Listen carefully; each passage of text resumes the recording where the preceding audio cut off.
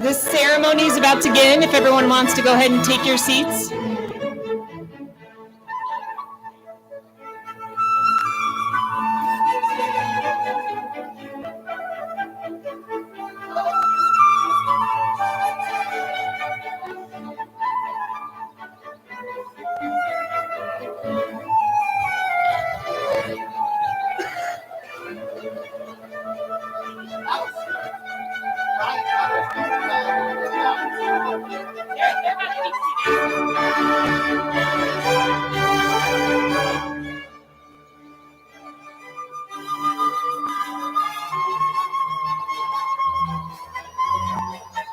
If everyone could take their seats, the ceremony is about to begin.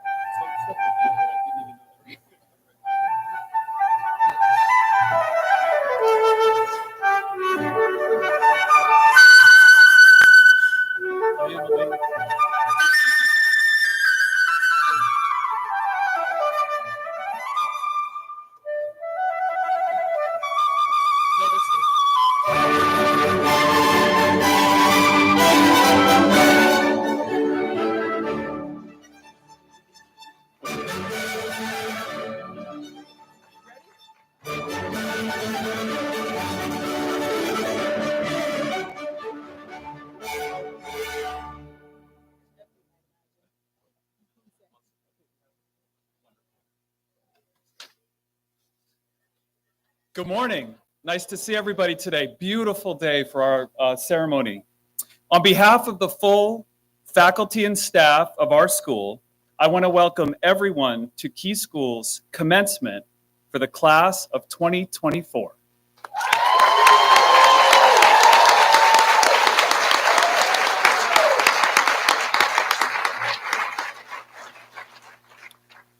My name is Brian Michaels, and I serve as the upper school head at Key School. It is my honor and pleasure to share this stage with the amazing students that you see in front of you. A group of scholars, athletes, performers, collaborators, mentors, and much more. Today is about celebrating them and their accomplishments. And every family member and family friend is to be deeply celebrated as well for guiding the journey of these incredible students, and we thank you for being with us today. For those of you who are new to our community, our tradition at commencement is unique. Each graduate chooses a speaker to share about their life. The laughter, tears, sage advice, funny stories, they are all authentically about our individual students and our collective community. It is truly my favorite day of the school year. Our head of school, Matthew Nespel, has been on medical leave, and he regrets missing this opportunity to celebrate our seniors, though sends his best wishes to all of our graduates. He is incredibly proud of this group of leaders within our school, and I know would remind them to give someone a hug today who helped them get to this point. I have asked our Director of College Advising and co-senior grade advisor, Laura Burrell-Baxter, to join me today as a partner in awarding the diplomas. I want to share a few logistical points before we get into things so that you can all feel comfortable during today's event. Restrooms are available in the Arts Building to your right and the Mance Building behind our stage. We have a water station available to help you stay hydrated and an indoor cooling room in the Mance Building, which has seating and a live stream of the event.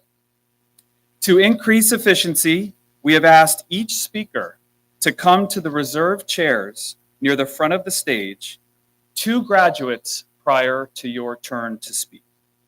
If you're a graduate who is speaking for another graduate, You can just walk right on up from your chair. At intermission, which will be 15 minutes long, and halfway through the awarding of diplomas, families will switch places so that each family is nearer to the stage to see their student. Please note the signs on the chairs that will direct you to that group of seats.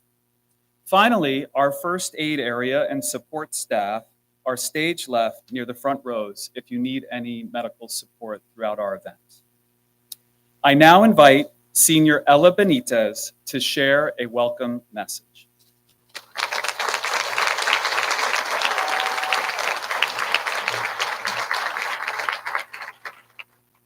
Good morning, everyone. Welcome to the class of 2024 graduation. For those who don't know me, my name is Ella Benitez. I have attended Key School since pre-K 4. In my 14 years at Key, I have had the pleasure of watching my classmates uniquely grow, overcoming challenge after challenge to offer meaningfully individual contributions to our community. This grade is insatiable on the plane of positive movement and has continually been a loud voice and catalyst for change in our time here. Our persistence on matters of passion define our grade, and it is this shared will that we take to our next obstacles. It is as Teddy Roosevelt said, "It is not the critic who counts, not the man who points out how the strong man stumbles, or where the doer of deeds could have done them better. The credit belongs to the man who is actually in the arena, whose face is marred by dust and sweat and blood, who strives valiantly, who errs, who comes short again and again, because there is no effort without error and shortcoming, but who does actually strive to do the deeds, who knows great enthusiasms, the great devotions, who spends himself in a worthy cause, who at best knows in the end the triumph of high achievement, and who at the worst, if he fails, at least fails while daring greatly, so that his place shall never be with those cold and timid souls who neither know victory nor defeat." As the class of 2024 moves on to our next adventures, it is not with trepidation, but with the confidence built here, in this community, that we have the ability to continue even in the face of difficulty. With this in mind, each member of this class has already and will continue to succeed in the personal arenas. I can't wait to see our next accomplishments. Congratulations, class of 2024.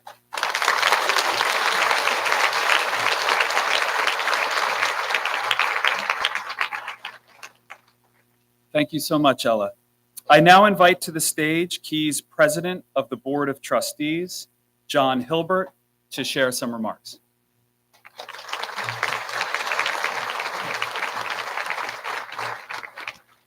Thank you, Brian. Welcome, everyone. Hello, class of 2024. Earlier this week, the Key School Board of Trustees gathered for our final board meeting of the year. We heard from your college advisor, Laura, about you. Laura shared what Key means to all of you in your own words, and I'd like to share a few of those here today. The first one, Key has given me a strong foundation in collaboration with so many moments in the classroom, clubs, sports, and events to practice teamwork. He has also given me some of my closest friendships. I found and learned how to find my support system, and the people who make me the best version of myself. That was Izzy Moran. Second one, Key has given me a good way of thinking about problems, taught me time management skills, and made me more comfortable talking to teachers and advocating for myself when needed. Alan Elliott. And finally, Key has emphasized the value of fostering close relationships with teachers and peers alike, leaving me confident in my ability to engage with others. This will allow me to transition smoothly into a new environment, both academically and socially. Carissa Peck. Our guiding principle and goal as trustees is to make sure that Key School students are supported and challenged to excel educationally, excel personally, and be confident, courageous, critical thinkers prepared to engage with the world when they leave here. The quotes I read to you today are truly affirming of that goal. You inspire us all and remind us of why we volunteer for these roles. So thank you. In closing, as president, it is my pleasure on behalf of the Key School Board of Trustees to congratulate all of you on your accomplishments as a class and as individuals. And congratulations on your graduation from the Key School. We look forward to seeing where your paths may take you down the road. Congratulations.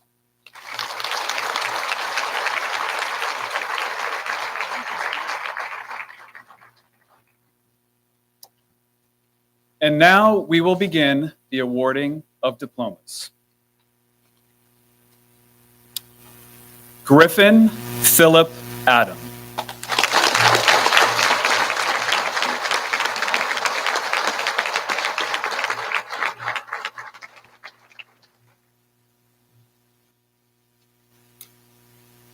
I think Griffin asked me to speak for him, expecting to be roasted for his admittedly unhealthy obsession with Dancing with the Stars. Unfortunately for him, I have too much good to say about him to have time to make fun, so I'll just have to encourage you all to ask him about his deep admiration for the slick moves of Harry Jowsey on your own time. As I'm sure everyone here knows, Key School asks a lot of our students. This can be particularly challenging for those who are shy or introverted. I remember deciding to work at getting my new advisee just to say hi to me every day. I expected to be coaching Griffin on participation techniques for all 4 years and still wondering what his voice sounded like. He was always kind and thoughtful, but his tendency was to shrink from interacting with others when he could get away with it. By his junior year, though, I started to see Griffin organizing activities in advisory, reaching out to other students who are not engaged and drawing them in. This year, he's been our social director, the keeper of our traditions, and really the heart of the advisory. Having him as a student for the first time this year, I've come to count on him for insightful connections between books, helpful questions, and always for respect and kindness. I hear the same from his other teachers. This year, Griffin took a leadership role in our Asian Pacific Islander affinity group, and I've watched him coach younger students through serious, challenging circumstances with maturity and his characteristic kindness and empathy. When I offer suggestions of ways to support his colleagues, I find he's already done everything I could think of. It takes extraordinary courage and determination to transform oneself in this way. Griffin's combination of these qualities with exceptional kindness make him, to my surprise, a natural leader. So, Griffin, I hope you'll forgive my sincerity. I've rarely seen this growth in a student, and my advisor's pride had to overrule my sense of humor. Be proud of how much you've grown. Keep pushing yourself to build community and help people. Advisory won't be the same without you.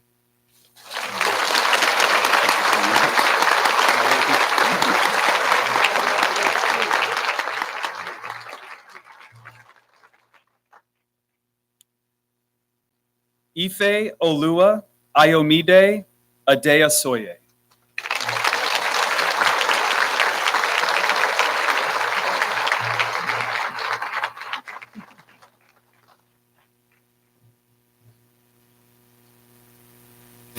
Good morning, everyone. It's a privilege to stand here before you, celebrating not all the accomplishments of our graduates, but also the bright futures that lie ahead. To our dearest Ifeoluwa Ayomide Elizabeth Adeyosoye, we are extremely proud of you and cannot believe that we're here today. We remember when you started your journey at Key in first grade, you knew that this would be your second home once you stepped on the man's field. Key's style of teaching, where you pretty much learn without realizing that you were learning, much fitted your personality, which means learning both indoors and outdoors. We're very proud of you, of all your accomplishments.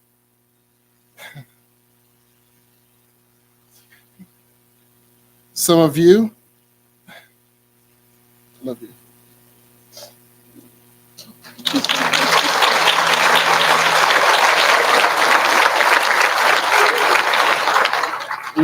We are very proud of you, of all your accomplishments, some of which is your love of coding, which showcased when you joined the robotics team, to your love of numbers and languages, which led to your participation in Key's math competitions, and the tutoring of math and French to the younger ones, to your participation in sports such as lacrosse, which you were the captain in your senior year. And that also included volleyball and basketball. We truly admire your dedication to not only schoolwork, but also teamwork. You would not miss any class or team sports unless you cannot get out of bed. Whenever we gave you an out to just rest, you always say, it's okay, I'm committed to myself, to my team, and to my school, and I don't want to disappoint. We pray that the foundation that you have received at home and at Key School, through the Key community, through your friendship, both here and away, will continue to see you to success. as she closes chapter to begin the next one at a university.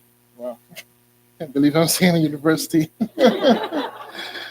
we pray that that it will be full of laughter, great friendship, and lots of educational learning, both books and experiential, and also a PhD. Realize that sky is not only the limit, but you could aim higher. To the Key community, we thank you for shaping our little girl into a kind, caring, and gentle lady.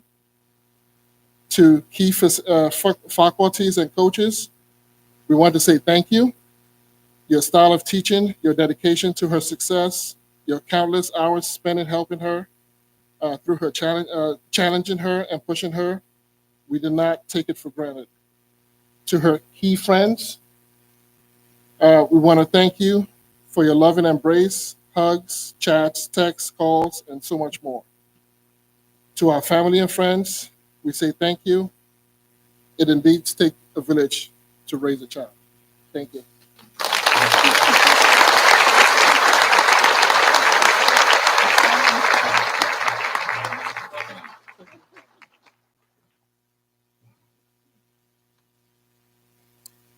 Matthew James Anderson.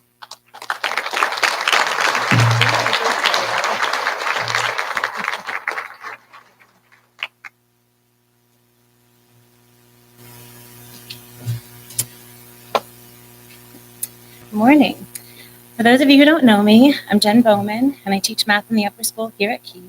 I have the pleasure to tell you a little bit about Matthew Anderson. I taught Matthew in calculus his junior year.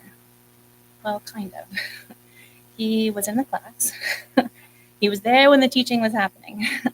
But as he had done the year before as well, he had learned most of calculus on his own already, so sat in the back row busily working on whatever math he was currently exploring. His quizzes and tests showed that he knew what he was doing. He's a creative problem solver. He had clearly come up with his own good techniques to approach different situations. He understood the concepts, how they connected and their applications. He could use some fine-tuning on some of his problem-solving techniques, but overall, Matthew demonstrated a more than solid understanding of calculus, all self-taught. So what was my role? I offered feedback. I asked questions about what he was reading about and engaged in some math topics I hadn't thought about in some years. I begged him to come to math team, which he did for a few competitions, and we were always better off with him on the team. I suppose some of my proudest teaching moments that year, though, were the times when the student in the back row of E-Block Calculus peered up over his laptop, brushed the hair out of his eyes, he's gotten a haircut, and gave a pondering look. I made Matthew think, right? It was a little victory, but he would then ask a question or offer a comment that led our discussions forward in a richer way. Matthew has made me think over the years, too, about higher level math topics, about stretching what I do in a course to reach more students, about how, too, when I was faced with adversity, math became a thing of beauty and certainty and a field with an endless number of paths to explore. And Matthew really enjoys exploring the math world. I think rather than enjoying a good book or movie, Matthew is just as happy watching math videos, expanding his knowledge and skills, always reaching forward to discover more. This time last year in E-Block Calculus class, Matthew had just delivered a lesson on hyperbolas. Over the following summer, he continued studying multivariable calculus, and this year enrolled in a challenging differential equations course at the community college. I think Matthew learned a lot about himself this year. This course really stretched him both as a learner and as a young mathematician. He had to adjust to a different style of teaching, expectations, and workload balance, and it wasn't without its struggles. In preparing for the final exam, though, Matthew really dug in. He studied hard, went to office hours and exam sessions, and in the end, he earned one of the highest grades on the exam. This was a source of pride and achievement for Matthew, and I hope that he takes what he learned from this experience forward to his continued studies. Matthew is heading off to the University of Connecticut next year to study, maybe physics. I think math has his heart, though, and I wouldn't be surprised to hear that he has taken enough math courses for a minor, a double major, or just switched to a math major altogether. I have to say that I was impressed by Matthew's teaching skills last year as well. He was purposeful and thoughtful in his lesson design. He's able to deliver complex material in a relatable way, to predict questions from the class, and to guide thinking in a way that allows students to make connections for themselves. The whole convince yourself approach to really owning the material. Matthew has made a lot of observations about different teaching styles and methods from his different experiences. Again, he's really thoughtful in his analyses.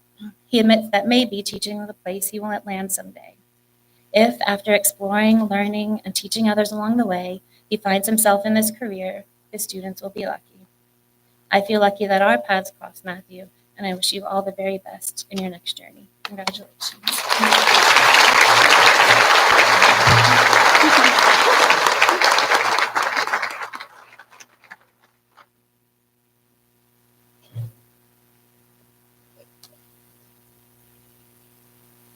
Soleil Milan Bailey.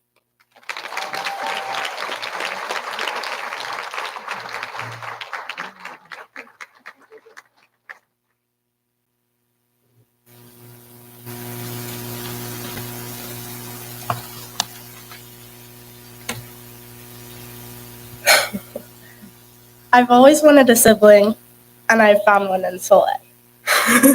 Someone who is strong-willed, someone I can laugh so hard I'm crying on the floor with, and someone who will always be there for me, and I with them. This someone is Soleil, and these are just some of the many characteristics that I adore about her. When I met Soleil, I was in 7th grade. She was in 8th. I was waiting for my mom to pick me up after school. She was late. Coincidentally, Soleil's parents were also late. And we were standing beside each other, and I had no clue who this girl was. But somehow a conversation started, and the next thing you know, we were talking every day after school, waiting for our parents to pick us up because they were late. Growing up and learning with you for the past 6 years has been a wonderful experience. I know that you will thrive at Johnson & Wales because you know the person you are, and you've never strayed from that. I can't wait to hear about your next chapter in college, and hopefully, I will be requiring at least once a month updates. Don't worry though, we'll plan times to call later, because knowing both of us, we're gonna have to set reminders, because we're not good at that. And even though I'm excited for you to experience this new journey, I can't help but say that I'm going to miss our long debriefs, because there was so much that had just happened in one weekend instead of a whole school year. And I'm going to miss being able to see you every day and our laughter filling up the art room or wherever we were. Soleil, I have found a sister in you, and we have an unbreakable connection. I'm going to miss you with my whole soul, but I know that you'll be experiencing and creating new memories along the way. And remember that I'm always going to be here for you and that I love you.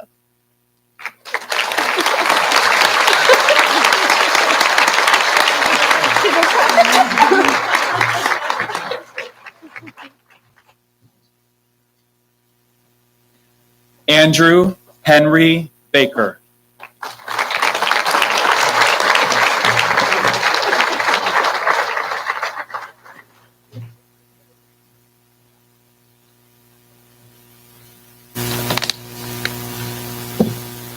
Parents, esteemed guests, faculty, and graduates. A few years ago, a young man strolled into the Annapolis City Hall with the confidence of a fully grown, developed adult. I say this because at this time, this young man was only 15 years old. From the very first words he spoke, I knew that this young man was exceptional. What I could not know was just how influential he would become, not only to the work that we do at the mayor's office and the work that we did at the mayor's office, but also influential to the thousands of young people throughout the city of Annapolis, and also to the trajectory of our internship program, and quite frankly, to me. Andrew Baker's journey and contributions have been nothing short of extraordinary. This is not hyperbole.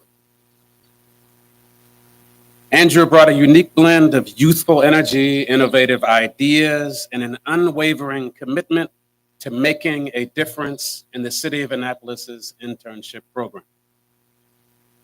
Oh, wait, did I mention that he assumed the role of internship coordinator for the City of Annapolis while he himself was still a high school student?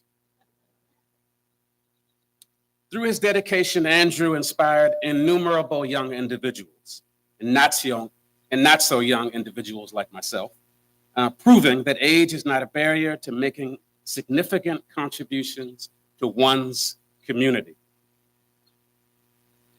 His presence has elevated our internship program that will last far beyond his absence, far beyond his college career, far beyond his professional career, because what he did was he transformed the beacon that an internship promises to young people into an opportunity and true opportunity for young people by being a young person himself. His leadership and his vision set new standards for the entire city of Annapolis and for how we engage with young people in this city and provide opportunities to young people who need them. On a personal level, Andrew has been a source of inspiration for me, and I know a lot of people say this, but his passion and determination remind me of exactly why I do what I do every day and what I strive for as an individual human being. His achievements motivate me to continue pushing for progress and to continue to learn. As we celebrate all of you all's milestones today, I want to take a moment to recognize and thank this confident, humble, handsome, I just had to say that because I know he'd like that. I know he'd like that. That's a whole nother thing. Young man. His journey is a testament to the power of youth. I say this to you all. The power of youth. The importance of mentorship, the true importance of mentorship, and the incredible impact that one person can have on the entire community.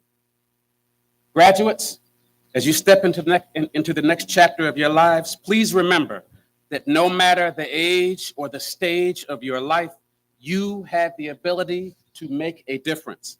I am counting on you for this, to make this world a better place. And remember that when you embrace your potential, pursue your passions, and do not ever underestimate the influence you can have on the entire world. Congratulations, Andrew. Congratulations to the graduating class. And thank you all for allowing me to share this story with you. My hope is that it inspires you to not only seize opportunities for yourselves, but to seek to create opportunities for others. Thank you. Congratulations. Thank you very much.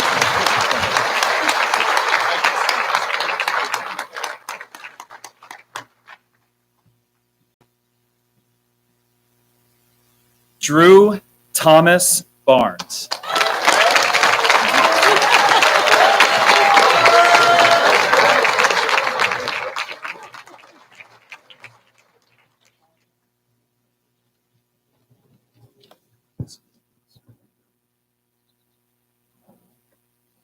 Hi, everyone. My name is Jake Rainey, and I first and foremost want to thank you for gathering here today to honor our 2024 graduates.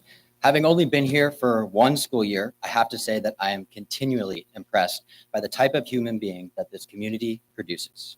It's an honor to stand up here on behalf of Drew Barnes, a passionate young man that adds life to this campus. About 2 months ago, Drew found me sitting at my desk in the library. As usual, he came over to dap me up while saying, "Sup, coach?" Now, I thought this was business as usual and that he would provide some sort of sly remark about whatever was on his mind and then rejoin his friends. But this time, it was different. He lingered for a bit, awkwardly put his hands together and asked, "So you think you could speak at graduation for me?" So at first, I was a bit caught off guard, but I didn't hesitate and replied, "Drew, absolutely. It would be my honor." At the time, I truly had no clue what this would entail. I have since come to learn that the Key School graduation is not exactly known for its brevity. And that's okay. These graduates have given so much of their time and energy over the past 4 years that it's only fair we give them just a fraction of ours today. The first time I met Drew was at a preseason clinic where only 6 people showed up. For the next 2 hours, he was testing me. The occasional eye rolls, the frequent cursing, showing no mercy on the poor freshman who decided to show up that day. To be honest, I did not know who was trying out for who. I have since come to learn that Drew has an incredible pulse on human behavior and social interactions. He's observant, calculated, and knows how to turn a stranger into an ally. Some see him as sociable, but I see him as more than that. He's confident and sharp. And when you combine these two qualities with his relentless determination, there is no task or challenge he can't overcome. The most frequent words that Drew said to me as a player was a simple phrase, "I got you, coach." These few words tell you all you need to know about the type of person Drew is. First, reliable. Now, I'm sure he'd like me to tell you that he was our lead goal scorer and that the team relied on him for that, which I can't deny. But what stood out to me most was the consistency of his effort. No player on the field would out-hustle Drew. You could count on that. Next, confidence. Whether it be cooking a prime cut of steak or learning how to both speak and walk before turning 9 months old, he's confident in what he can achieve. He knows who he is and how much of an asset he can be. And lastly, focus. Drew is remarkably goal-oriented. He embraces adversity and has the innate ability to flip a switch and lock in when it counts. Some of his friends, and certainly his opponents, would view him as overly competitive. But if you really know Drew, you know that nothing is personal. He just craves a challenge and will persist until that goal is achieved. In the fall, Drew will be taking his talents and infectious sense of humor to Morgan State University. There is no doubt in my mind that he will make a positive impact on that community. So Drew, enjoy the ride, lead with compassion, and remember your roots. Congratulations.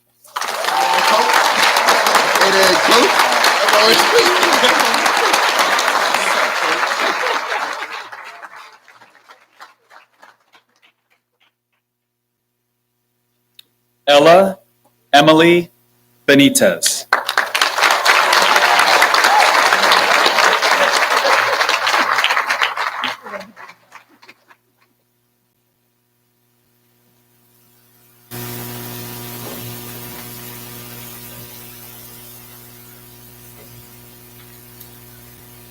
Ella, since everything has always been a competition between us, I want to say right now you win. There's no topping the speech you gave for me 2 years ago.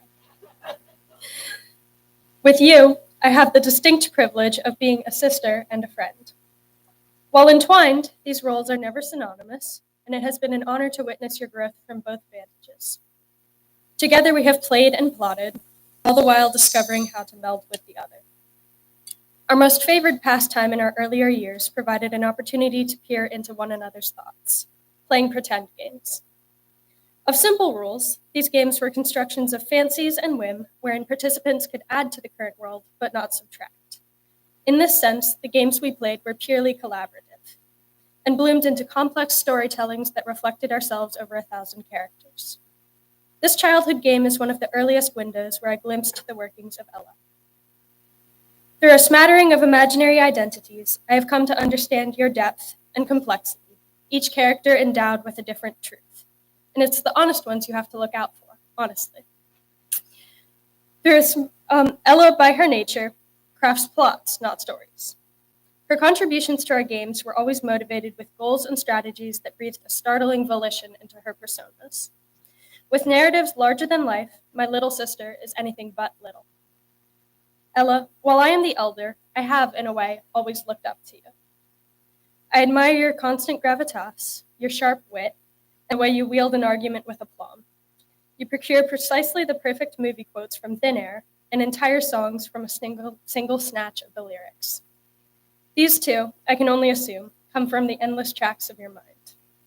I have to admit, you've always had style. And I do it grave injustice to try to compose it in a few words. All your activities lie within the artist's scope. In true fashion to you, I believe it's best captured in one of these such snippets of lyrics. Ella, as Lizzo once said, you don't play tag, You've been it.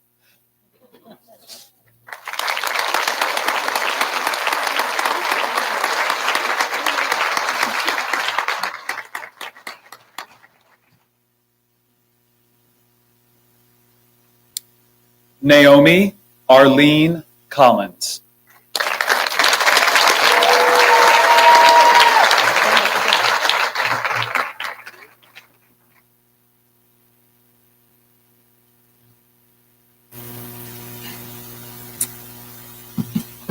Naomi, remember on closing night of Mean Girls when we looked at each other and started sobbing? Yeah, I kind of feel like that right now, so I'm going to try not to make eye contact with you. Coming to Key was one of the best choices I've ever made in my life. And part of this is because I had the privilege of becoming friends with one of the most genuine and sweetest girls I've ever met. I remember on my first day, I was so anxious and shy, but you and our other friends welcomed me with open arms. It's funny because we were both so quiet at first, and now we never stop talking. Most people might still see you as quiet, but I know better because she never fails to make me laugh. Not only is she such a supportive friend, always making sure I was studying in Latin and helping me out, but she goes out of her way to help people, and I think that's amazing. As calm and quiet as she may seem, Naomi's passions burn like a wildfire. She absorbs every piece of information she can get her hands on and applies her everything into what she's determined to do. She emailed American University again and again, scheduled interviews, and went to all of their online class introductions. She was absolutely relentless in making sure her application stood out, and I'm inspired by her sheer drive and ambition. As someone who seems like she wouldn't take risks, or I guess compared to me, she's way less reckless, Naomi spent 3 weeks in South Korea last summer, not knowing anyone in the program and only knowing Korean from her now like 600-something day streak on Duolingo. Yeah, it's crazy. She's so dedicated. Naomi, you are the opposite of fearful. If you know, you know. You have always been such a reliable friend and someone I can tell everything to, even if you really do not want to hear it. You always let me go on and on about anything and you listen, even if by the look on your face, you want me to stop yapping immediately. Okay. From the time you watched all the Harry Potter movies with me, to screaming Pierce the Veil in the car on our way to getting our sweet treats, and messing around backstage during Mean Girls, you have made high school unforgettable. I wouldn't want anyone else to have all the horrid pictures of me on their phone. People say that high school friends eventually cease, but I plan to change that because I don't know what I would do if I didn't have you with me. I'll miss seeing that look on your face every time I open my mouth daily. Even though we will be miles apart, you and our memories will always have a place in my heart. I love you so much and congratulations.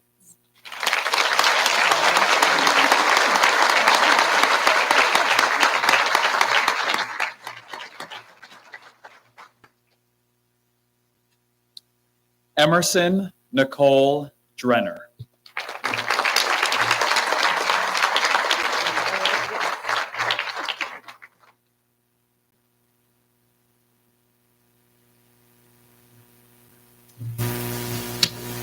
Hello.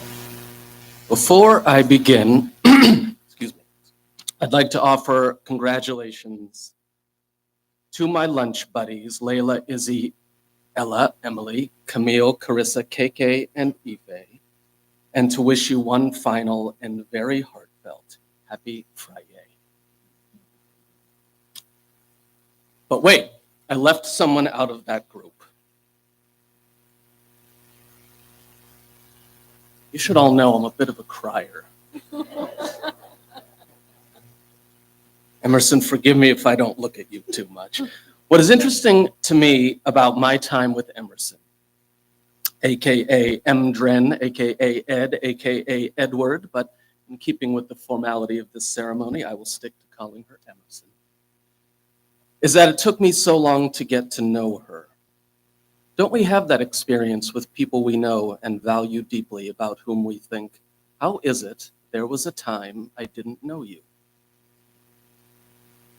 I came into Key as a Civ teacher under somewhat strange and sudden circumstances, and what I gleaned about Emerson in those first few weeks was that maybe modern Civ was not a class she was particularly excited about. I could tell she was listening, I could tell she was observing, but she wasn't too keen on jumping in on my attempt to keep class discussions and myself together. Maybe you just felt bad for me. Well, now you might anticipate that I will recount how Emerson transformed into a vocal, impassioned Civ debater by the end of my 2 years with her. But no, that is not Emerson's style. And what I very much want to congratulate Emerson on is that she came to know that. Even though the Key School Civ department talks this big game about robust in-class debate and discussion, she came to understand what her style of learning is, to embrace her gifts, to make her education her own. And what's more, she came to be an advocate for her needs as a learner and as a member of the Civ community and the Key community, and she revealed herself as a thoughtful, engaged, compassionate citizen-to-be of the world outside this campus. These are very good things, Emerson. And finally, she revealed to me that she is a great person to get to know. Strangely, I'm not sure I can describe just how you did this, Emerson. Was it the genuine kindness of your warm greetings? Or on other days, the honesty of your less enthusiastic hellos when you trusted me to be aware that you were bothered by something? Was it the way you would glance sidelong during lunchtime conversation, an amused little smile on your expressive face, lobbing a very clear opinion of the proceedings without saying anything at all? Perhaps it was the drop of your brow in displeased response to one of your Civ teacher's many questionable dad jokes. I don't know. But now here I am, very honored to be speaking for you. Very proud of you.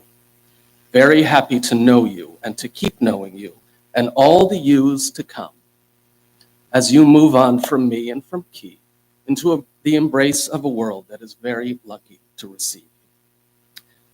Thank you for all you've given me, Emerson, the joy of being part of your growth, the pleasure of your authentic company, and the very human and humane support I've felt from you every day. Congratulations, Kid.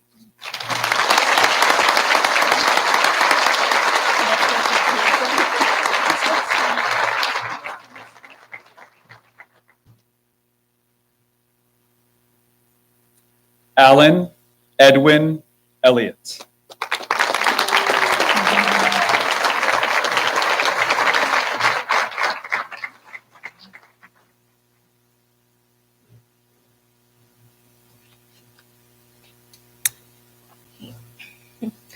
I'm so pleased to be speaking for Alan this morning. Before you stands an incredibly humble young man who would never boast about himself.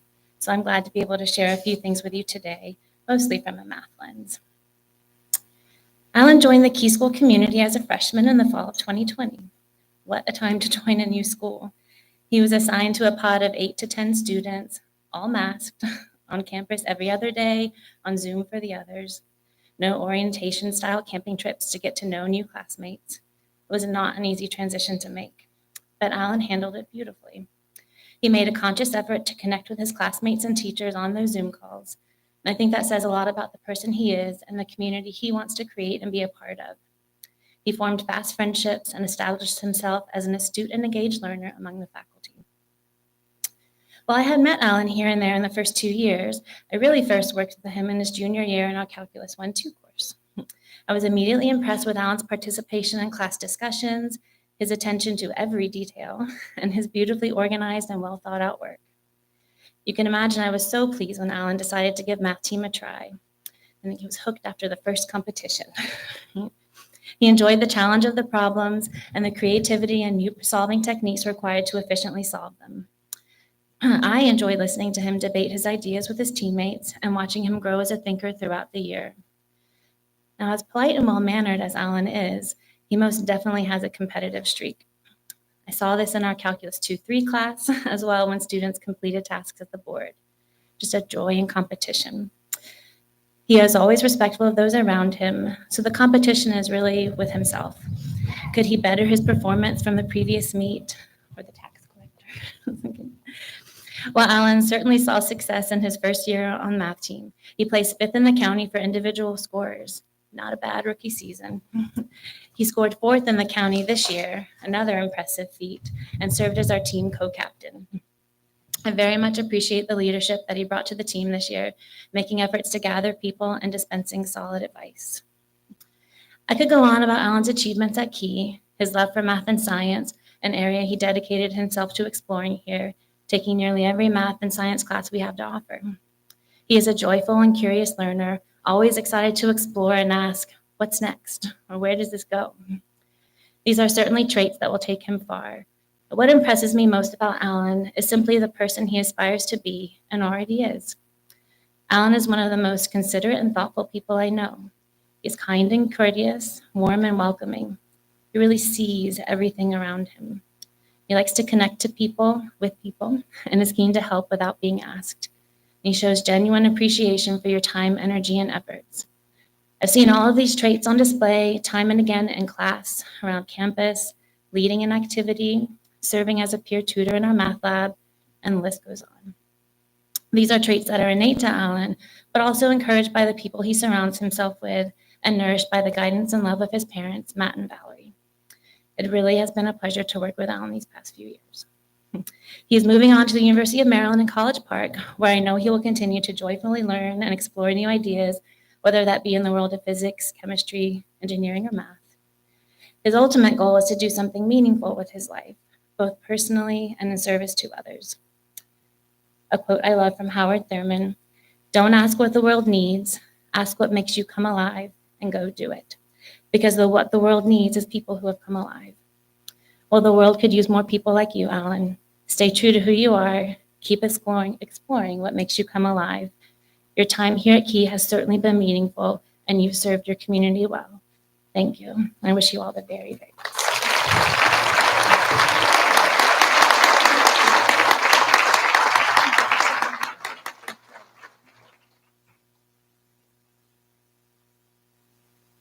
Asab Bilin Isa.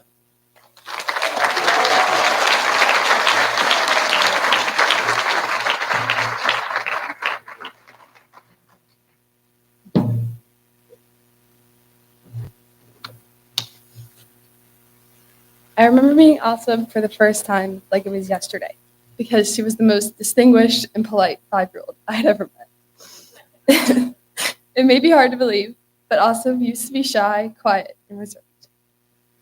I can't recall the specific moment we became what we all know her as now, loud, outgoing, and friends with everybody. But I'd like to think she's had this side of her from the very moment we met. The secret side of Asab truly took form in middle school and continued throughout high school. There were certain moments Asab would come out of her shell before that. Every day after school, we would go to the playground in hopes our parents would get distracted by conversations and we could have time to play tag. On special occasions, Asab would be there. And somewhere in between deciding on which game to play and begging our parents for 5 more minutes, we became best friends. How ironic it is that 12 years have passed since, and I'm still here, begging to spend 5 more minutes with you. However, the circumstances have changed, and the certainty we had as kids that we could just pick up where we left off the next day is no longer. Now, the only thing guaranteed about tomorrow is that we have to move on and grow up. There is no doubt in my mind that Asab isn't ready for the possibilities that tomorrow brings. She has been since 1st grade. I haven't been, but through our friendship, I've learned that change is inevitable. And so instead of being afraid, you can embrace it and the opportunities that come with it. Asab, watching you evolve into the person I always knew you were has been the greatest pleasure. And while I'm still grasping this concept of change, I'm going to need one more guarantee. That you won't forget the shy girl who tried to hide her smiles, and why that may not be who you are now. She was once a part of you, and therefore she always will be. And again, in 4 years' time, when you're a college grad, promise me you won't forget the bubbly high school girl you were. Awesome, you will change as your life changes. But one thing about you will always remain the same, me. I will be a constant in your ever-changing life as you have been to mine. Life is hard, but it's so much easier when you're around. And that's because you're not just my friend, you're my family. Thank you for being the sister I never had and the person that understands me the most. Saying goodbye to you is impossible, so I'm just going to ask for 5 more minutes.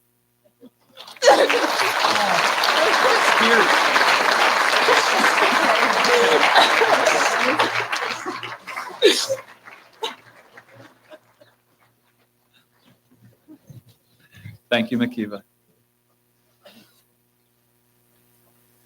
Max Markle Fishback.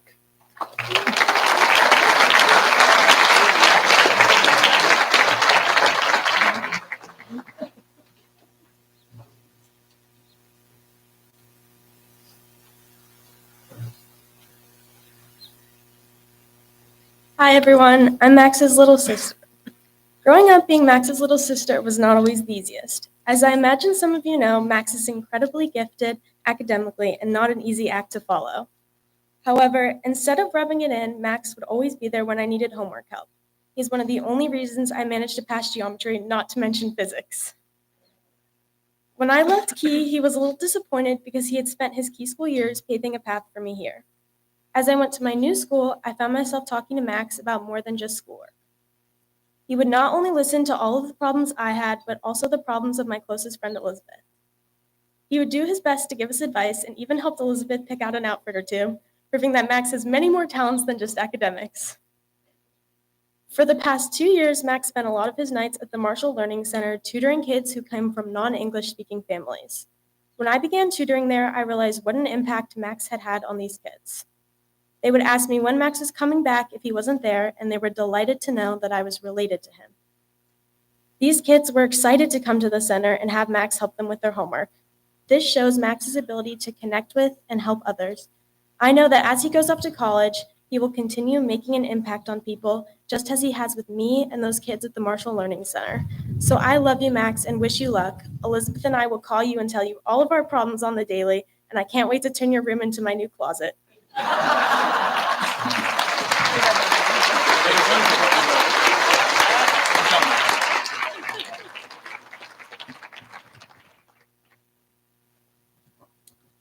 Jonas Gray Fonte.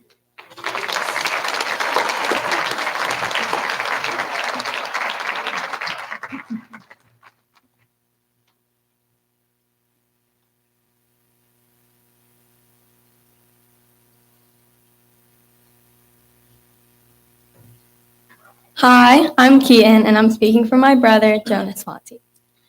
One thing about me is that there is no me without Jonas. I can't even fathom my childhood without him. Watching Jonas grow up was a part of me growing up. His presence has taught me things I'd never want to learn in any other way. I've laughed so much more because of him. We're siblings, and we obviously bicker, but there's no grudge I can remember holding or having held against me for more than 24 hours, and I want that to stay true, and I feel that it can. I always knew that as a younger sister, I would see him go to college, but it still feels surreal. If you had told me years ago that my brother would go to his dream school for mathematics, I would have bought it. But now I feel it. I don't think I could have predicted how excited I feel for him. I love this school, but after 15 years, I know it's time for him to leave it. We've never lived out of state, and now he's going to. I'd never confine him, and I know this is the change that he deserves. After what I saw being in New Orleans for a week, I can only be curious about what he'll see in those years.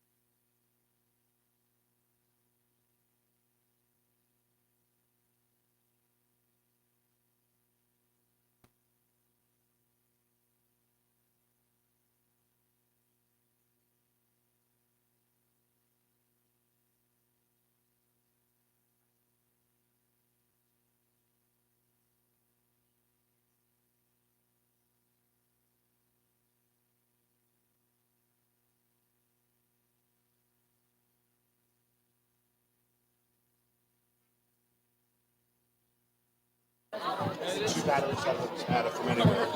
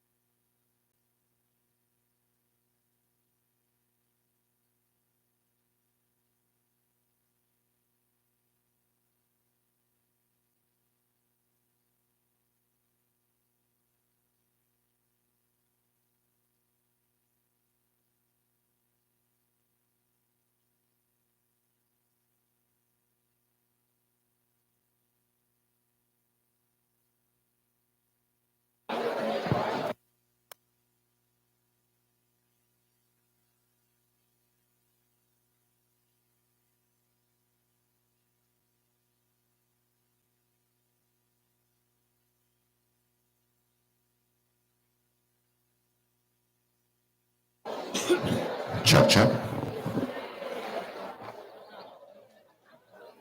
I'm just going to say we're going to start.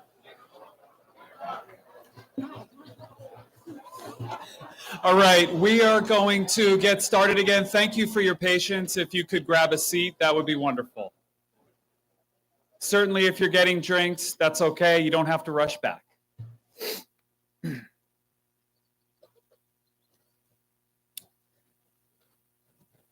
Layla Lucretia Frater.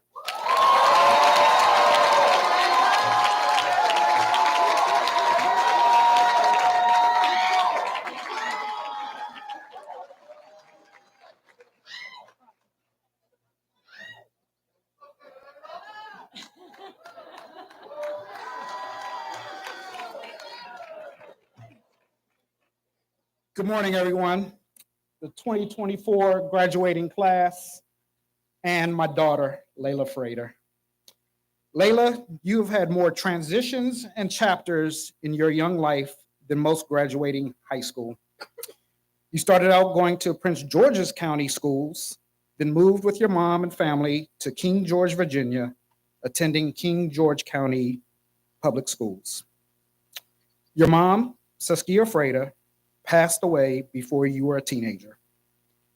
You finished your middle school years in King George before moving back to Prince George's County to live with me and my family. We started the process of finding the right high school for you, choosing Key out of the other schools that you got accepted to. Key was the best choice for different reasons. However, for you and your 2024 graduating class, COVID interrupted your freshman year, adding to your many transitions and chapters. Out of this, you've had people, support systems, your village that are with you. Your household, me, your bonus mom, Ayana, your little brother, Maxwell, the Lynch, Shabazz, Frater, and local Moraney families, your West Coast family, a host of family and friends, your Bowie State family, your Jack and Jill family, and your Key family. Outside of your household, you spend more time with your Key family, whether in sports, hanging out, laughing, crying, studying, spilling the tea, and yes, eating, as Jeff alluded to as a lunch buddy, with your different friend groups. Learning, contributing, confiding in, laughing with your different teachers, counselors, coaches, staff, and administrators, and attending different Key events over the years. Layla, know that you have proven to be an overcomer. Your faith is strong, and you are grounded based on what you have been taught and learned from your mom, us, your household, and your village. Take all of this and build on it, continuing to believe in and having confidence in yourself. Remember, reflect, and learn from your past, but don't live nor dwell in the past. You know, I have to throw a little car reference in here. So stop focusing on what is in that side and rear view mirror. Focus on that big, bright windshield with all that is in front of you. Continue to learn from, trust, and lean on your village. One of my favorite scriptures is Proverbs 3:5-6, which states, "Trust in the Lord with all your heart, and lean not on your own understanding. In all your ways acknowledge him, and he shall direct your paths." Layla, know that your mom, Saskia Frater, is beaming down from heaven right now, proud of her little girl. That your bonus mom, Ayana, your little brother, Max, and I, who have been with you every day and step of your Key journey, are proud of all of your accomplishments. And we, your entire village, look forward to the next transitions and chapters in your life. Love you, girlie.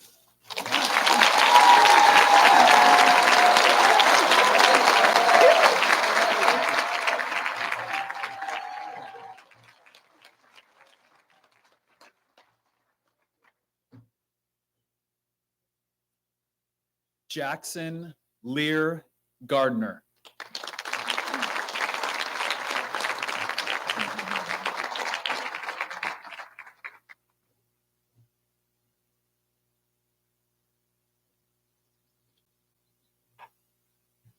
Jackson, what a delight it has been to get to know you these last 2 years, both as your advisor and as your art teacher. For those of you who don't know Jackson well, he might seem quiet, but beneath that exterior lies an incredibly thoughtful, deep thinker, a gifted artist, and an excellent, dry sense of humor. In our advisory group, we had many great times together. While we never got very far in the annual advisory cornhole tournament, we were at least consistent. Each year, we would enthusiastically come together to practice and plan, and then we would unceremoniously be eliminated in the first round for 2 years in a row, a testament to our unwavering spirit. As his art teacher, I quickly became aware of Jackson's artistic talent. I feel quite fortunate to be an art teacher because it often gives me an inside glimpse into my students' innermost thoughts and feelings, revealing unknown aspects of their personalities. It was through his artwork that I truly got to know him better. In our early 2D classes, I witnessed Jackson's tireless dedication to his craft and his fine attention to detail. He worked and reworked his pieces until they met his approval. I also had the chance to observe Jackson's artistic process from start to finish. He creates incredibly detailed sketches and plans, mapping out even the most minute details before he begins to set brush to canvas or work with clay. His work was always exceptional, but I noticed a theme. Color was relatively absent from his pieces. However, shortly after the holiday break this year, I sensed a shift. Jackson came to me and said, "Ms. Nordholm, I'm really interested in trying oil painting." And I was thrilled. We talked about technique, preparing a canvas, and laying out value tones. He meticulously planned his composition, a seascape, and when he began adding color, I was blown away.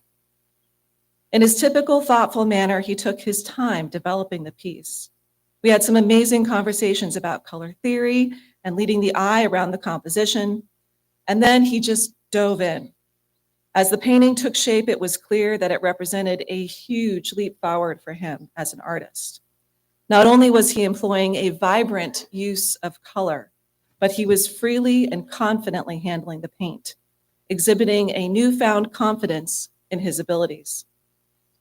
Jackson, it's been a privilege to watch you grow and be a part of your journey thus far. I'm so excited for you in this next chapter in your life, and I have no doubt that with your keen eye for detail and your ability to find the humor in life, that you will go far. I wish you all the best, and I sincerely hope that you continue to pursue your passions, painting your life with all the colors of the rainbow.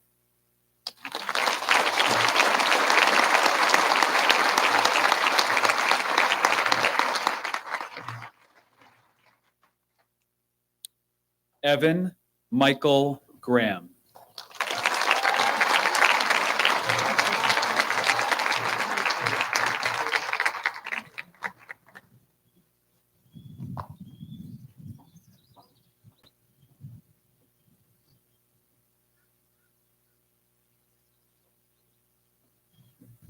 Good morning. Congratulations, class of 2024.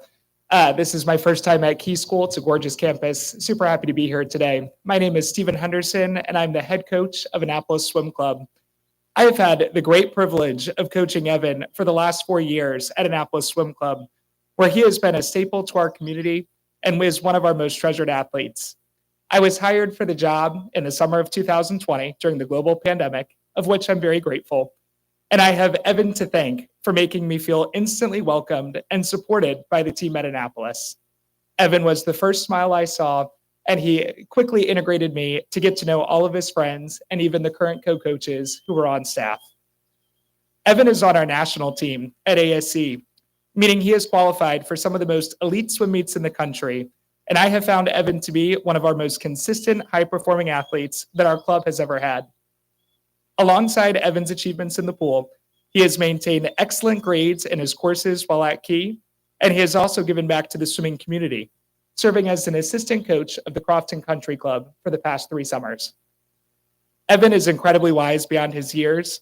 He is a great communicator, an authentic listener, and a feel-good person to have in your corner. As I stand here today at his graduation, I am so eager to see what is yet next for this young man and what he does out in the big world. From our first season working together, I could tell how disciplined and motivated Evan was as an athlete. Taking part in a grueling sport like swimming, if Evan ever had a conflict with practice and couldn't make it with our group, he would always go and make it up on his own, sometimes swimming at 5:30 in the morning all by himself, without ever questioning it, and always sending me an update with how his workout went. One of my favorite memories of Evan stems back to his junior year at the Maryland State Championship meet. While our entire bench was filled with exhausted swimmers at the end of a long evening final session, each person having raced 7 or 8 times already that day, Evan ran through the group and said in a rather goofy but leader-like voice, "Relay time, here we go." Needless to say, Evan got the ball rolling, and in that first of the evening relays, he obliterated his lifetime best in the 100 backstroke and helped his team solidify a bronze medal finish and new club record. Evan has had tremendous success as a student athlete in high school. For the past 3 years, Evan has served as a captain to the Key School men's swimming team, and his efforts in high school swim led him to be named to the All-Metropolitan second team this winter, a high honor so very few swimmers will ever come by. This past winter was Evan's best ever club swimming season as well, where Evan took part in numerous championship finals, helped set records across numerous events, and truly left his mark within the Maryland swimming community. Beyond Evan's athletic achievements, I am most proud of the kind young man that he is and the friend he is to those around him.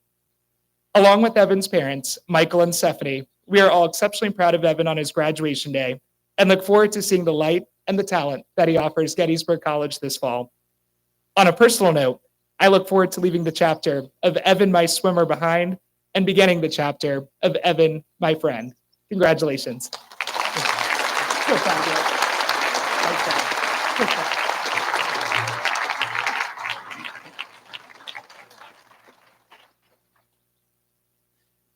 Noah Gregory Hanna.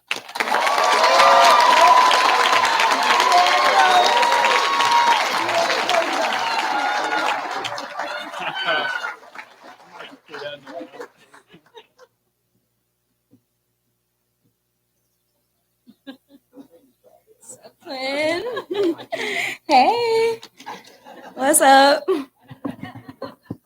Right. When I was 7 years old, Noah was born. I'll never forget that day, the last day that I was the favorite child. I saw him for the first time, and in this beautiful moment, I thought, wait, he's coming home with us? Over the years, Noah got under my skin in every way a little brother can. We would wrestle, he would take my toys and break everything. He used to climb and jump off tables, couches, and ledges. My family would dive after him, catching him just in time. Well, most of the time. Because of this, being Noah's big sister made me a better person. He makes everyone he meets a better person. Our years together at Key taught me a lot of responsibility and accountability. Graduating from Key 7 years ago terrified me. I was concerned about leaving him behind. My job was to protect him and prevent any falls. However, I learned that my brother is capable of more than I was giving him credit for. Noah is kind, silly, thoughtful, analytical, and confident. He is fiercely loyal and the best secret keeper in the world. He's annoyingly talented and can learn something new and master it quickly. I've watched him play football, lacrosse, soccer, build Legos, record diss tracks, fly planes, and do it all with incredible finesse. It makes me sick. But my favorite trait of all is his heart. His capacity to read the room and deliver exactly what's needed is special. Whether it was at his job as a camp counselor or on the basketball court, Noah is an insightful leader with a gift to give the people around him what they need to be their best. Noah, I look at you today and you're the same person that you've always been, caring, charismatic, and courageous. I believe that you have always been this way because you were never scared to jump. And although you fell a few times, you got back up. Going forward, never lose sight of the way you see the world. Know that the best experiences are the ones that you didn't plan for. You can overcome anything if you remind yourself who you are, where you came from, and where you want to go. And if there ever comes a time that you forget that, I'll be there to catch you.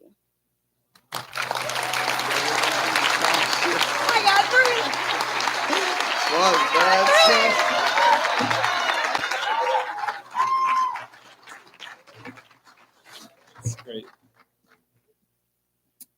Peter Henry Harris.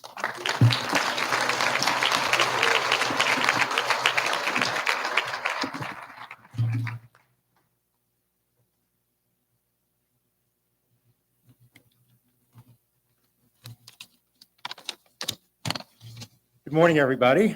My name is Eric. I am Peter's uncle. Petey, our family is so proud of you. You spent the last 14 years at Key learning the important lessons of scholarship and community. Your family has been fortunate enough to live a few blocks from the school. One day, when you were 3 years old, you noticed how pleasant the Key School playing field looked. The kids were running around and playing on the grass. In a few days, Dr. Rosendahl quizzed you on your ability to sort colored markers. and then you were welcomed to pre-K 4. Your parents were startled when Mrs. Bushman grabbed your hand and pulled you into her classroom and shushed the parents away. You immediately enjoyed the company of your classmates and the fun of Legos and playgrounds. In class, you were enthusiastic about math and science, and pretty good sport about humanities, reading, and arithmetic.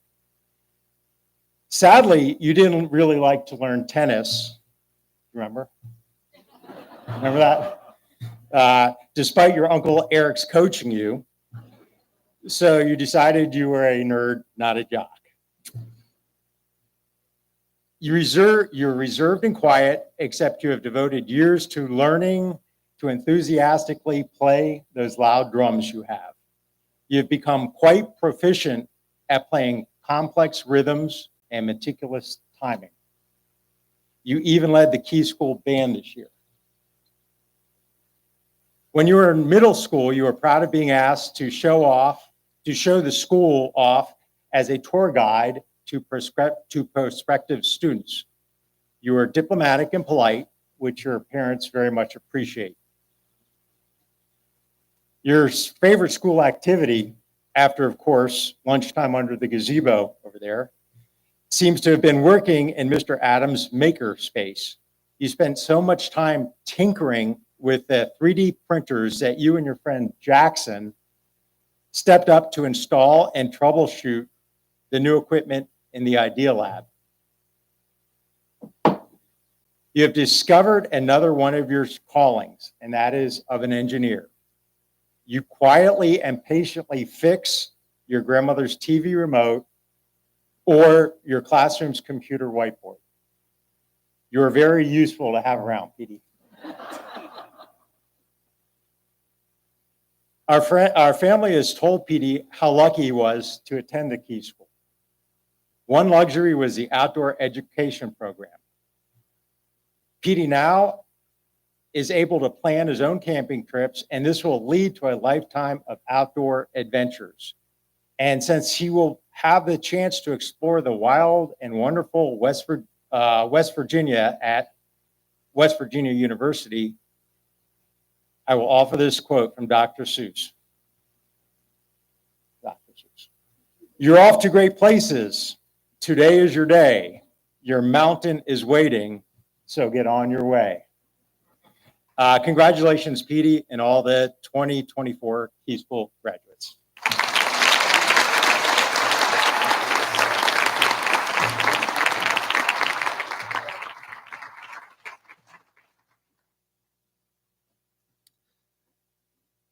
Connor Harris Havard.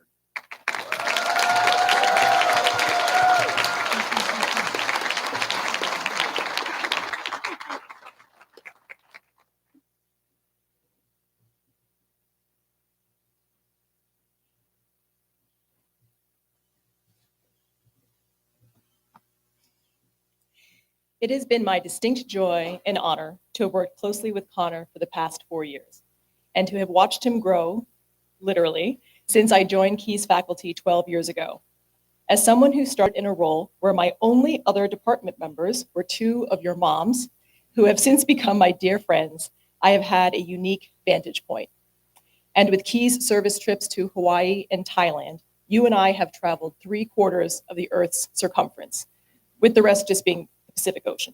So, I admit I started crafting this speech in my mind the day after graduation last year. I wrote the first draft while proctoring your ACT the following Monday.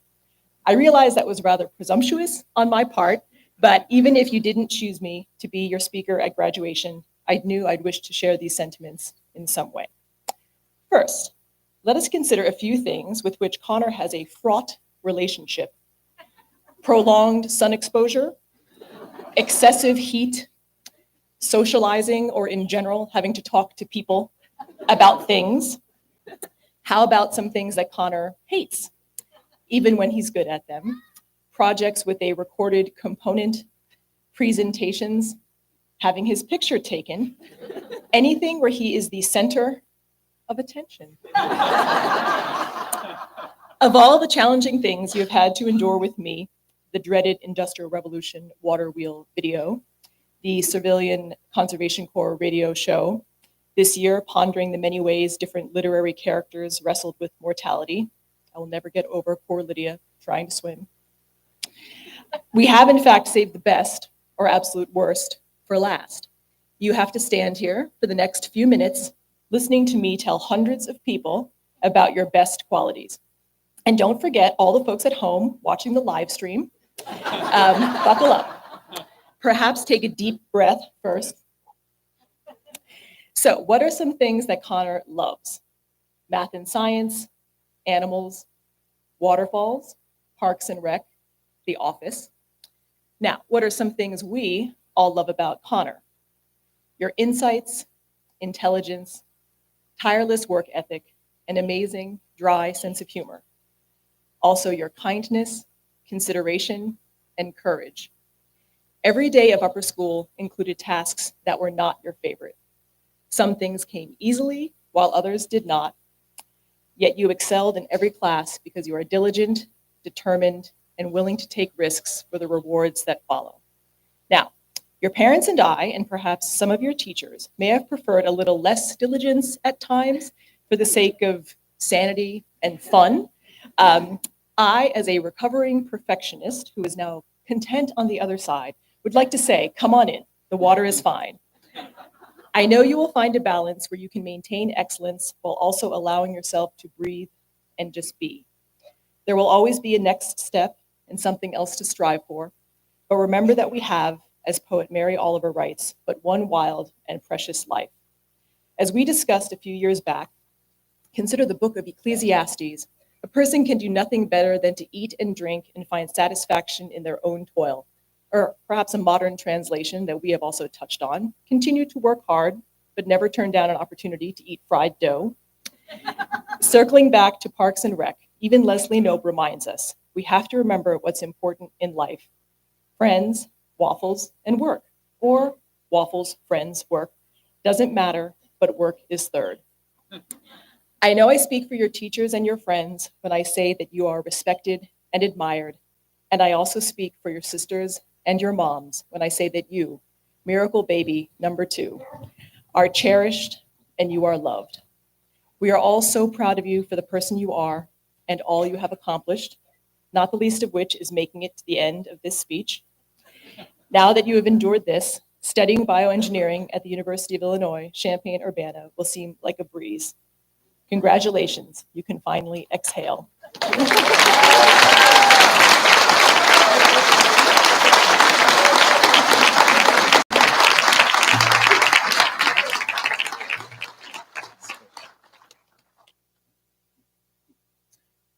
Emily Rebecca Hinman.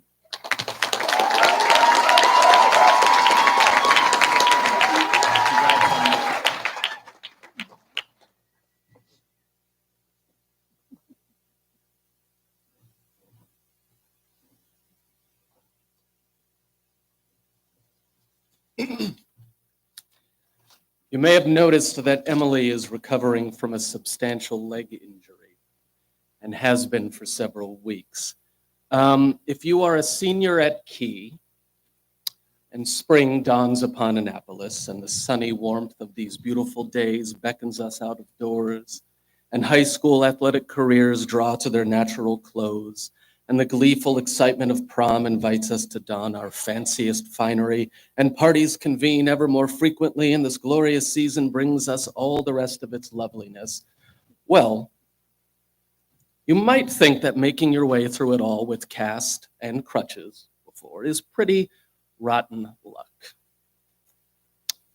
But if you all can imagine that due to some chance visual interruption of desks and tables and low walls over these past weeks, you somehow only saw Emily from the waist up, you would not know to look at her or to talk to her that anything was wrong.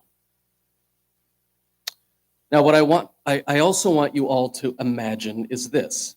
You are a member of this community. Let us say a civ teacher, off the top of my head. And the stresses of the days wear upon you, your many duties and responsibilities, the essays and projects you have to grade, the lessons you have to plan, all these crowd your mind. But one thing you have during these stressful periods, imagine it, is a regular vision, one that usually appears from afar, across a room or down a hallway, a deliberate wave of the hand, slow and gentle, like this, and to accompany it, a warm hi and a blossoming sunrise of a smile. See, there it is. You don't have to imagine it. Well, okay, we all say hi to each other. We're all nice to each other around here. But my point in placing these two images next to each other, Emily undiminished by an injury, Emily whose blossoming smile can lighten any dark day, is to celebrate a person whose primary contribution to my life and to this community lies in the expression of support, of friendship, of love to others, no matter the circumstance. And sure, I could talk to you about her growth as a thinker, the development of her originality in expressing insightful views on history or poetry, the emergence of a sensitive, engaging, creative writing voice. Those things and more are part of your academic journey, Emily, that you should be proud of. Certainly all of us here are very proud of you. But I really want to celebrate you for being the loving, compassionate person you have been for as long as I've known you, and to ask you to hold on to that and to carry it with you into a world that needs it. And also to ask that maybe every now and then you might bring back to Key that slow high and that blossoming sunrise of a smile to brighten my day. Say that you will. Thank you. Congratulations.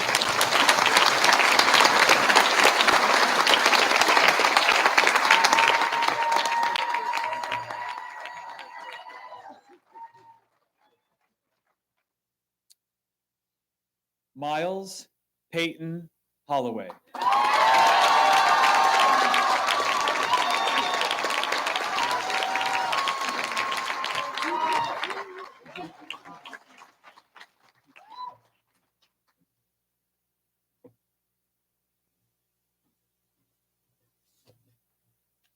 You ready?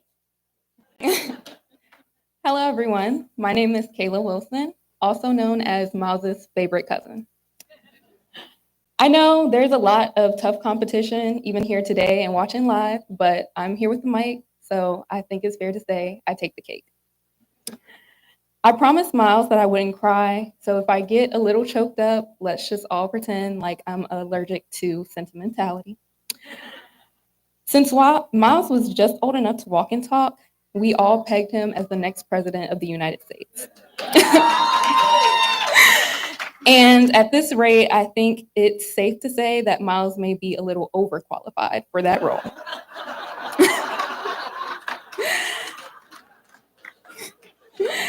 Specifically, I have always admired Miles's ability to be diplomatic and still lead with authenticity and love. These qualities have been demonstrated through his fun and dynamic friendships and his outlook on the world and also with family.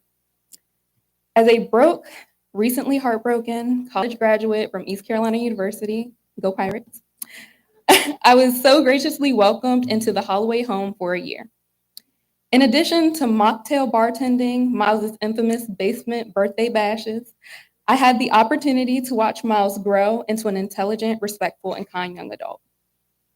In witnessing Miles's journey at Key School, from excelling academically and participating in extracurriculars such as the Black Affinity Group, mastering cello, becoming fluent in Mandarin, playing for the Key School basketball and soccer team, go Zags, to taking his sweet time getting his driver's license, and juggling his work as a language intern at the National Security Agency. There are not enough words to describe how overjoyed and grateful I am to just witness a snippet of your 4 years at Key School. Miles will be majoring in computer science and minoring in Chinese at Bowling Green State University, where he will be shaping his passions into the tech world. Know that as you soar as a falcon, your family and friends will always be cheering you on and pushing you to not only meet the standard, but surpass and create your own. Congratulations to the Key School class of 2024 for concluding your high school years and having so much to show for it. High school is no joke, and you all have certainly had your challenges within those 4 years. You all will be walking into a wider range of new opportunities, newfound interests, minor setbacks, and major comebacks, and of course, lots of fun. And to my Milesy, I love you so much. Stay true to yourself, never throw away your shot, and know wherever you go, greatness will follow.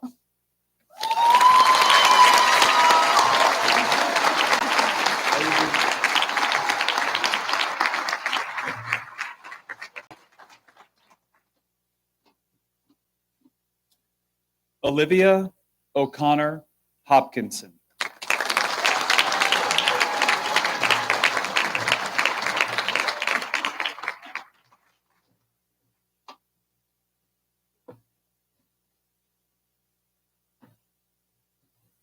Hi, I'm Emma Hopkinson, Olivia's little sister. I'm sure no one could recognize that since we look nothing alike. I met Olivia on October 10th, 2007, aka the best day of her life. I think the best relationship a younger sister could ask for is having an older sister to look up to.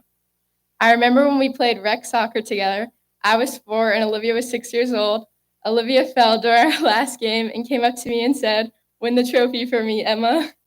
The only trophies given to us that afternoon were the participation awards.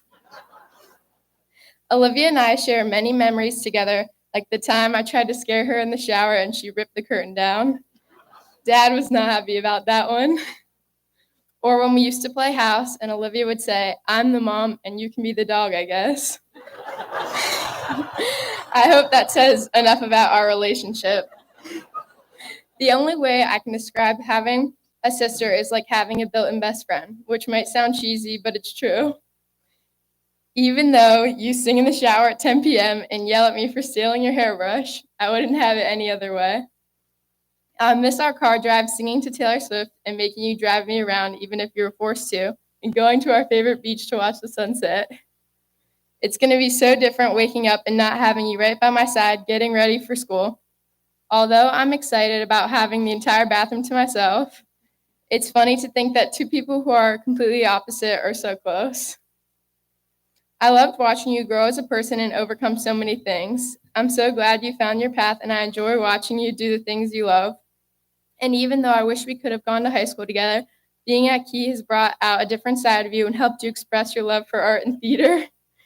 From being an Arnold Terrapin to a Broadneck Bee, to a Magathie River Marlin, to a Broadneck Bruin, to an Obazag, and onto a Pit Panther, every step of the way has helped shape you into the person you are today, a loving, supportive, funny, and kind big sister and best friend.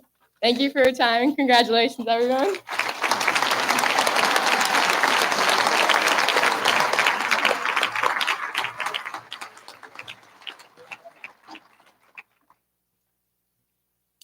Joshua Pierce Kamens.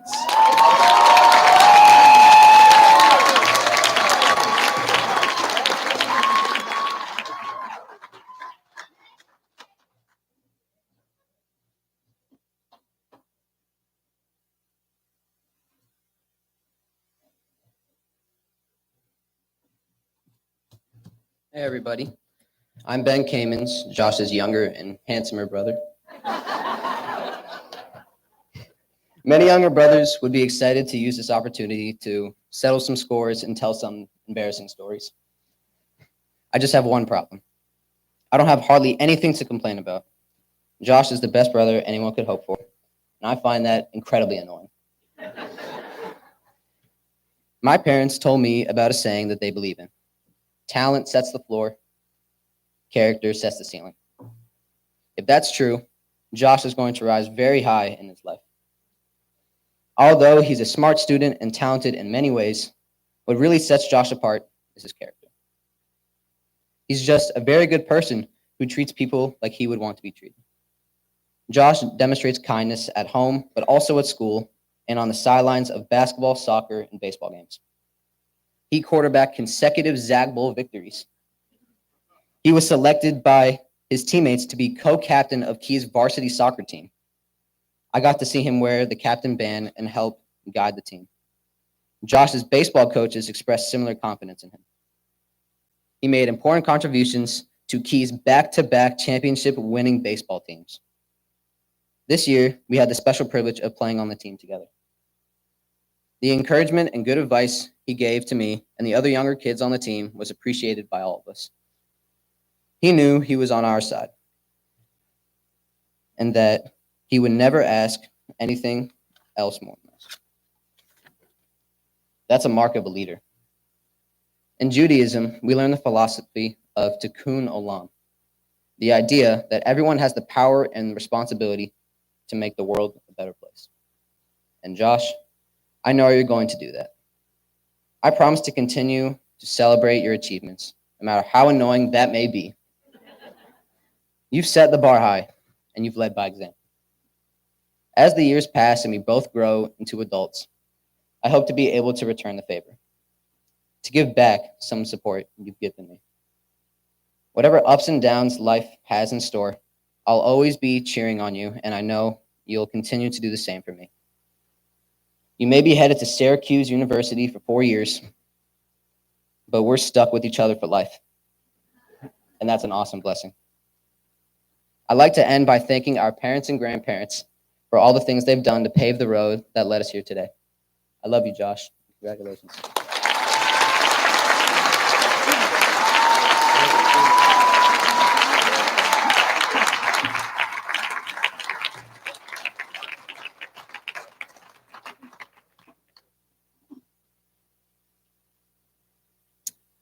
Aisha Saran Keba.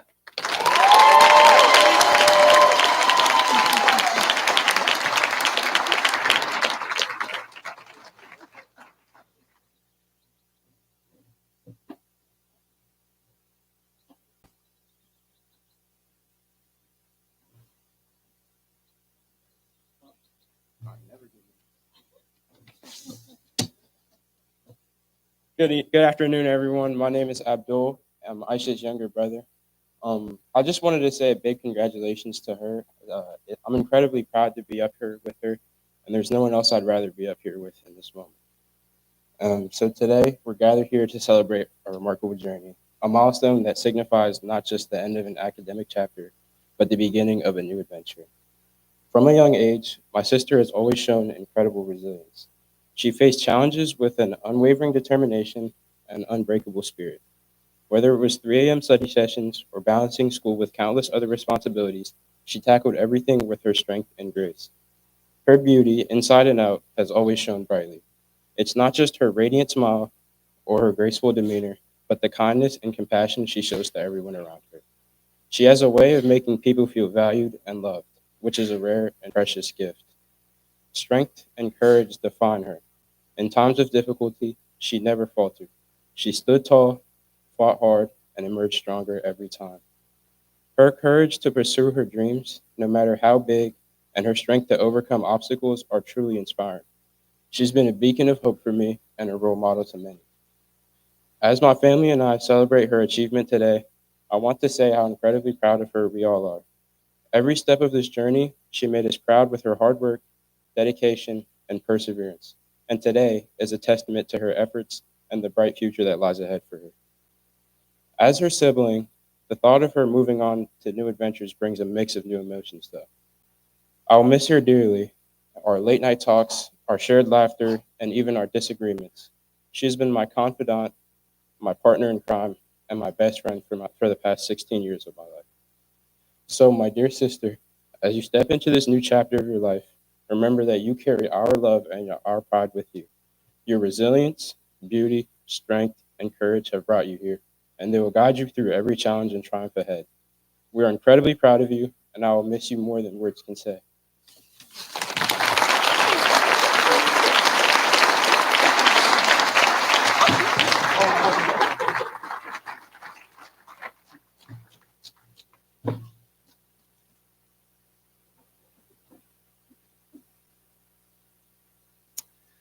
Arthur Henry Cudner.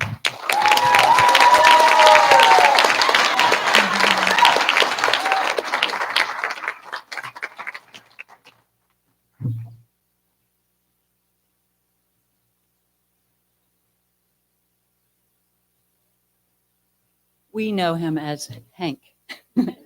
I'm Hank's mom, Leslie, and what a great day.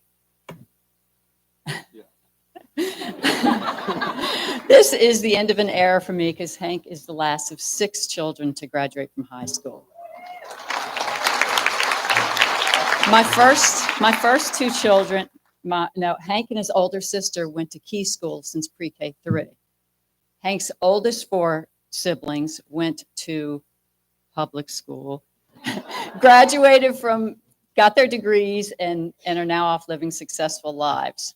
So I'm in the middle of a little science experiment. No pressure, Hank.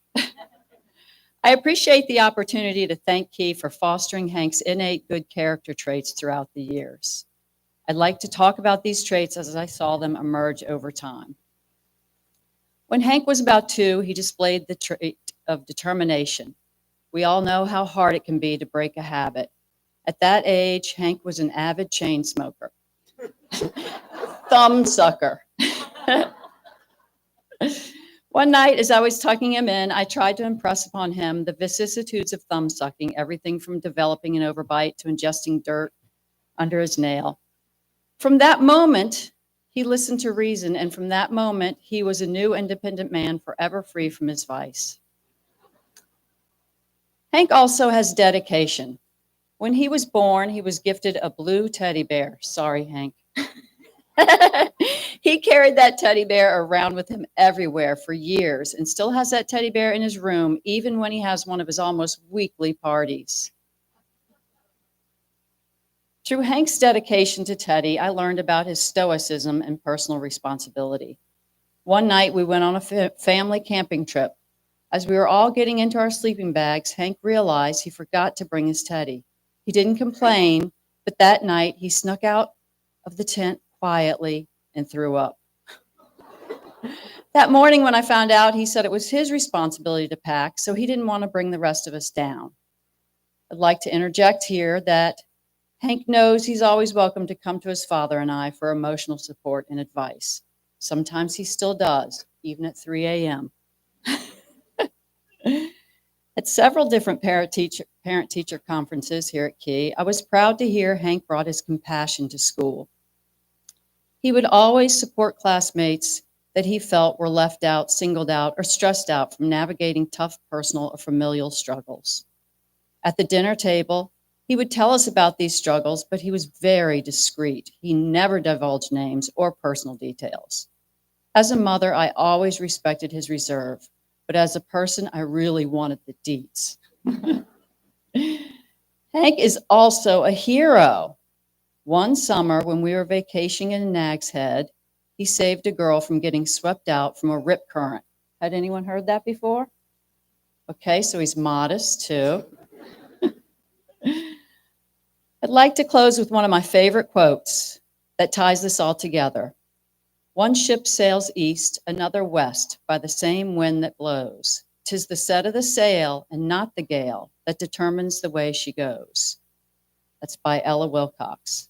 And so, with Hank's sail filled with the forces of determination, dedication, stoicism, responsibility, compassion, discretion, heroism, and modesty, I'm sure he'll go far in life, while also being a benefit to society. Your father and I, and your 5 siblings, adore you, Hank. Thank you.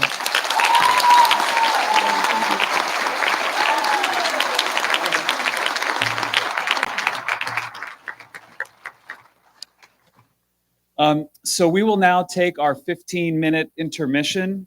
We'll continue the ceremony promptly at 12:03. So please be back at 12:03. Thank you.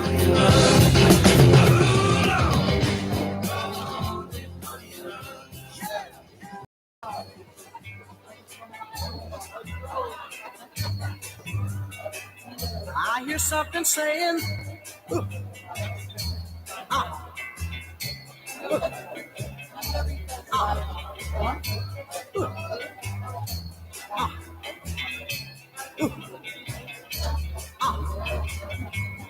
sound of the men working on the chain gang.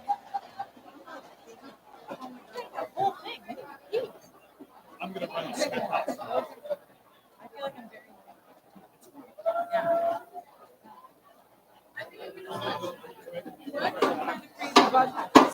There is. There are rounds. Mr. Mike, I don't want to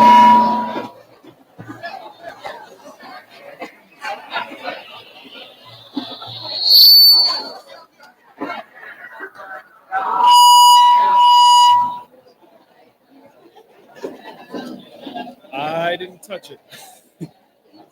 Hey, how you doing?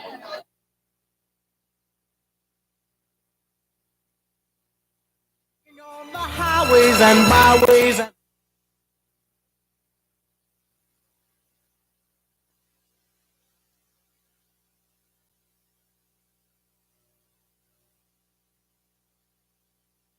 the men working on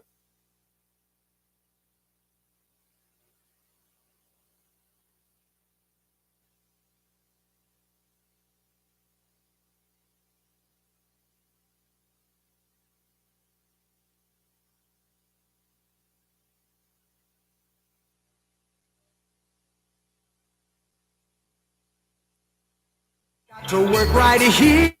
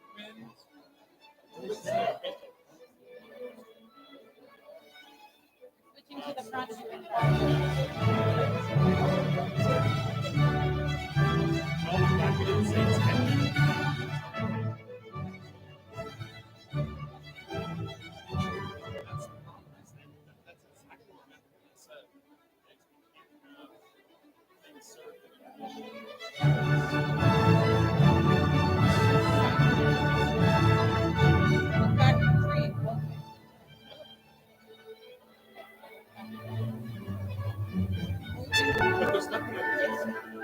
I wonder if I should have put up some people looking and say, hey, this starting now. And that's up to the second half. They're there. Yeah.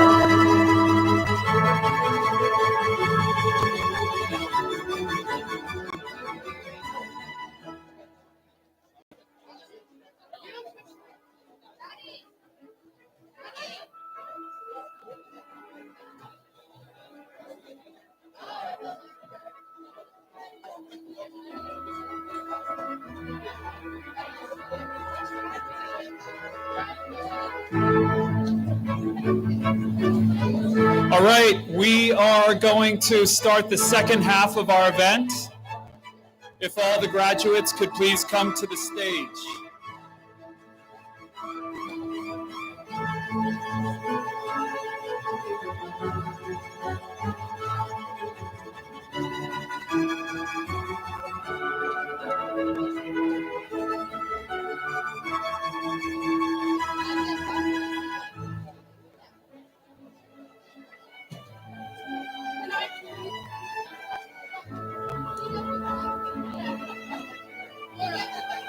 Again, if all graduates could please come to the stage. We're going to start in 1 minute. I love it.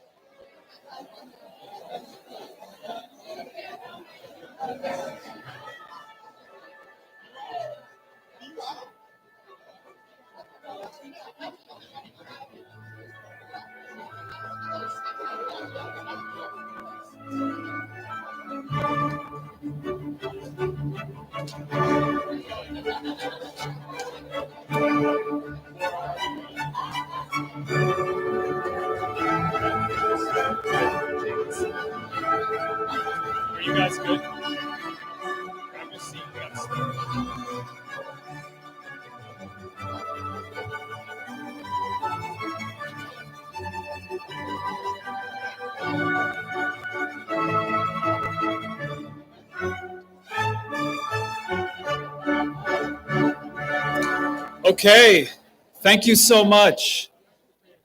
We are going to begin the second half of our ceremony. Thank you so much.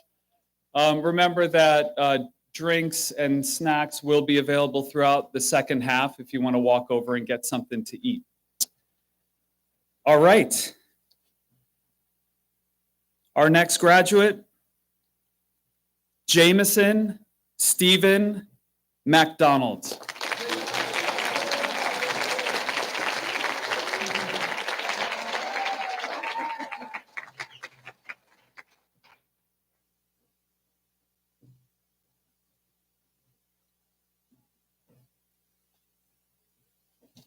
So, good morning, Key School family. My name is Chris Grava, and for the last 8 years, I've been lucky enough to be one of the coaches, or lacrosse coaches, here at Key. I'm here today on behalf of an exceptional individual, both on and off the lacrosse field. That graduating senior has truly embodied the spirit and dedication of our program over the last 4 years. That young man is Jameson McDonald. While playing lacrosse at Key, J-Mac was a 4-year varsity starter and one of our senior captains, as well as 2024 MIAA All-Conference defender. Whether Jameson knew it or not, he was the cornerstone of our team's defense from the day he stepped onto Fusco Field.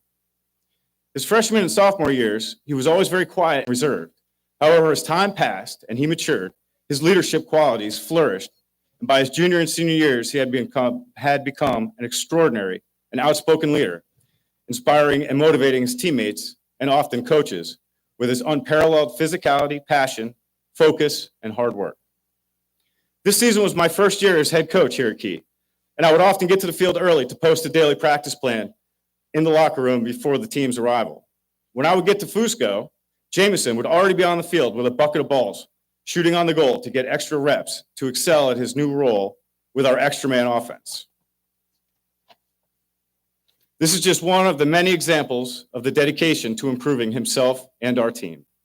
Off the field, he was equally remarkable. His caring nature, intelligence, and hardworking attitude earned him the respect of his peers and teachers alike. His ability to balance his athletic commitments while keeping up with a challenging course load here at Key proved he was not only a talented athlete, but also a dedicated student. The other lacrosse coaches and I are proud of his accomplishments and are thrilled that he decided to stay local as he embarks on the next chapter of his journey as both an athlete and a student. His future is incredibly bright, and we're excited to see all of the greatness he can and will accomplish. Congratulations to Jameson and the rest of the Key School class of 2024. Best of luck to you all. Short, sweet, buddy.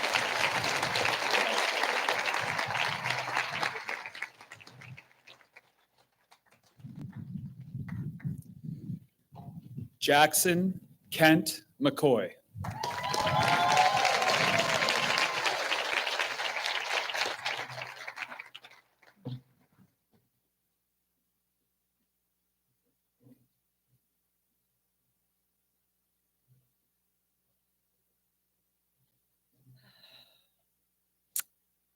Jackson, what an absolute delight it has been to get to know you and work with you these last 2 years. Let me tell you, I've really missed not having you in the studio every day these last 2 weeks. Jackson, you're truly a special person. I've been teaching art for some time now, and rarely have I encountered a young artist so prolific, multi-talented, and with such an impeccable eye for detail and precision. Your work ethic is, quite frankly, inspiring. A typical day for Jackson often finds him in the studio, polishing a piece first thing in the morning, then setting up a canvas for a new painting or design. Following that, he might throw 2 or 3 exquisitely formed pots on the wheel, glaze a new piece, then begin work on the 2D canvases he prepared earlier in the day, all while attending his regularly scheduled classes. Not only is he prolific, but he is also impressively equipped for any project. Need to add a hole to your leather belt? Ask Jackson for his leather kit. Want to stitch a book, etch a plate, or crochet a tiny detailed flower? No problem. Jackson has all the tools for the job. It's not just the sheer volume of his output, but the way he creates.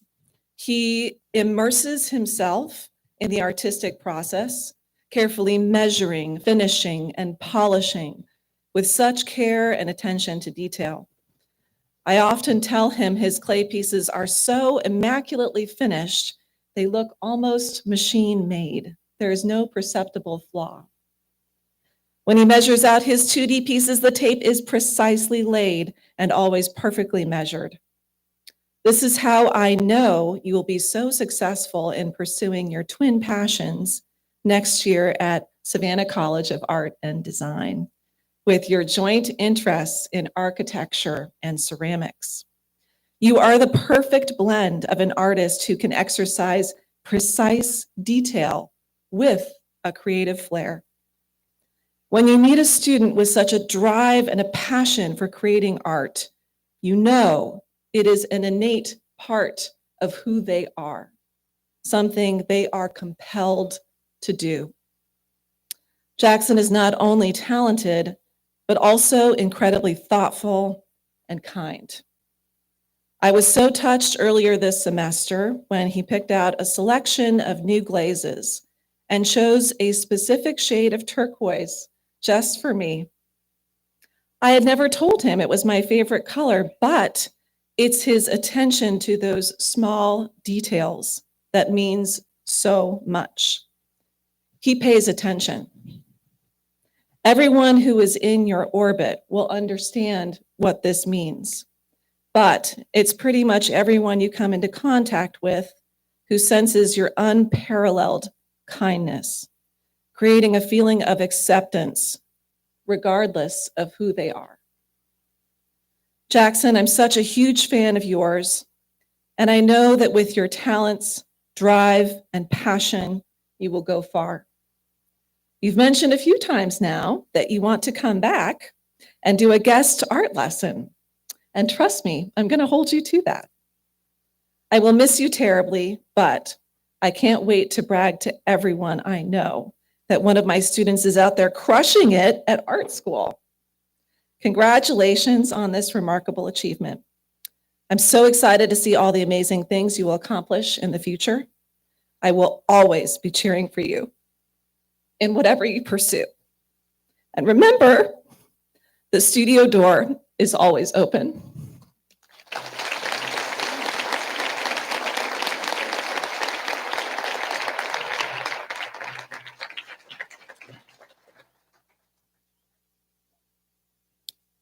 Gabrielle Iana McMillan.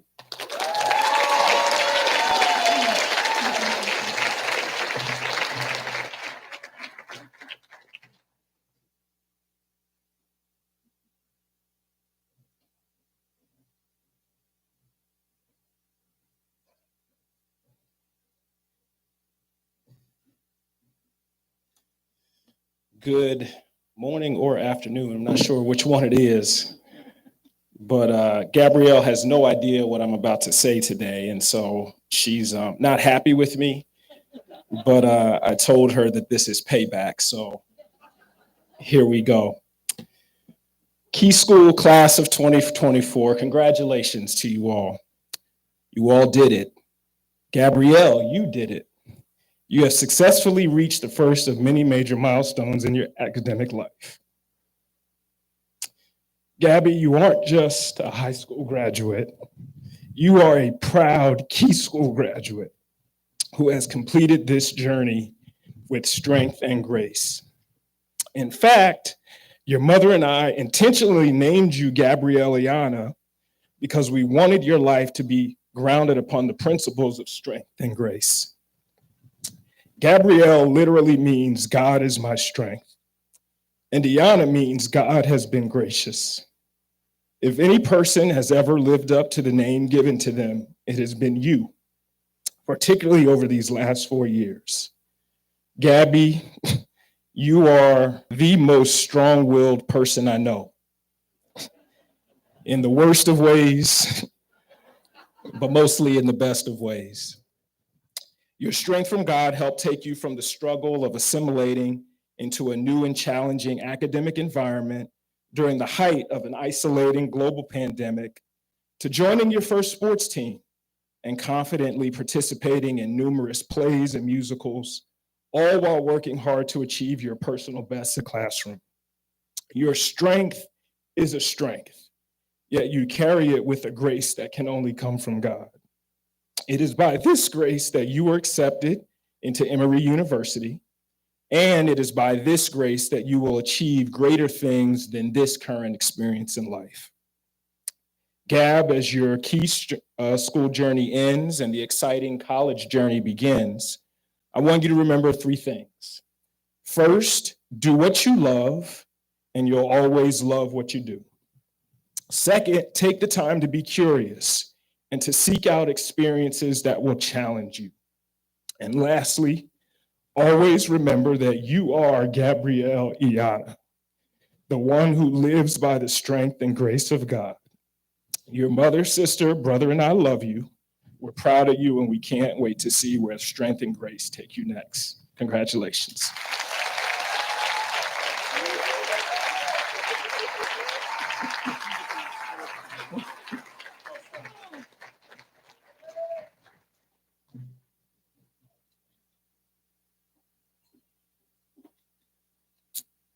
Kaylin Michelle Celine Medine.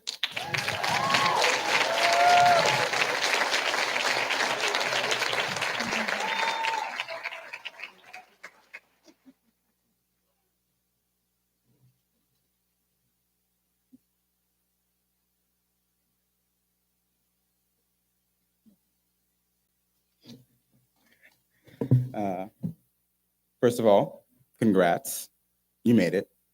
I say this with as much pride as I do shock because the fact that my baby sister is graduating from high school already is not fully competing for me, honestly. I was just here and you're a child to me. So this speech was a lot harder to write than I thought it was going to be because trying to sum up Kayla Medine in a few words or some catchy phrase just wouldn't do her justice. I kept coming back to this intentionally ambiguous word complex, but that still felt too empty. Calling my sister complex is like calling a hurricane windy. Sure, the description fits, but it comes nowhere close to encapsulating the sheer force of nature that they are. It doesn't indicate the power in the breath, the way their presence shifts the entire landscape, how intimidating yet vital they are to the way of the world. KK has the emotional depth of a poet, the mind of a scientist, and the mouth of a sailor. 1 minute she'll tell you you're singing Justin Timberlake a half step too low. The next, she'll give you a full psychoanalytic breakdown of some serial killer from the 70s. That was an entire period of her life that lasted a very long time. Okay. Anyway, y'all want range? This woman has it in spades. Throughout high school, she's been active in SDLC, math team, varsity sports, and yet somehow still has time to send me 50 TikToks on a school night. Please never change. I wouldn't have it any other way. Like all of us, KK has her struggles from time to time, but that's just the growing pains of becoming who she was always meant to be. Who that is up to her. I won't give her any kind of limit or any kind of idea because for her, the sky's the limit. If I give you some advice though, don't rush into that. Take your time. I know this doesn't always come naturally for you, but put yourself first sometimes. Honestly, put yourself first every time. You're worth it. How else will you continue to be your best self for everybody else if you can't do it for yourself? Kayla Michelle Celine Medine, a name that she still claims I didn't choose, but I did choose. You're a genius, a marvel, and a force of nature. Frankly, I was jealous of you at times growing up, even though I'm 7 years older than you. You're the smartest person I've ever met. You have the deepest capacity for love and compassion. When you care, you genuinely really care. You love everyone for who they are and see them for what's at their core. Y'all lucky, honestly, that she's not, y'all lucky that she's a deeply good person, because if she wasn't, she would have conquered the world already. And I'm not really certain that she shouldn't, but that's for the future to decide. Joking aside, KK, you know I love you. I'm so excited to see you grow. And sorry, you know that I'm always available when you need me. We can blast Kaylani in the car. I will keep intentionally confusing her for Tinashe just to piss you off. We'll take the long route to the mall. We'll grab you some Cinnabon or some Auntie Anne's or whatever you're craving at this point in time, because even though we live in Bowie, it's worth the trip. Just remember that I'm always there for you, and I'm always proud of you, always. Doesn't matter the time, just give me a call. You've already achieved so much, and you continue to amaze us every single day, regardless of what you think is going on in your life. Just keep going, take your time, and just try your best. That's all you can ask. I won't try and tell you what you're going to do or who you're going to be, but regardless of who that person is, your big brother will always be in your corner, cheering you on the loudest.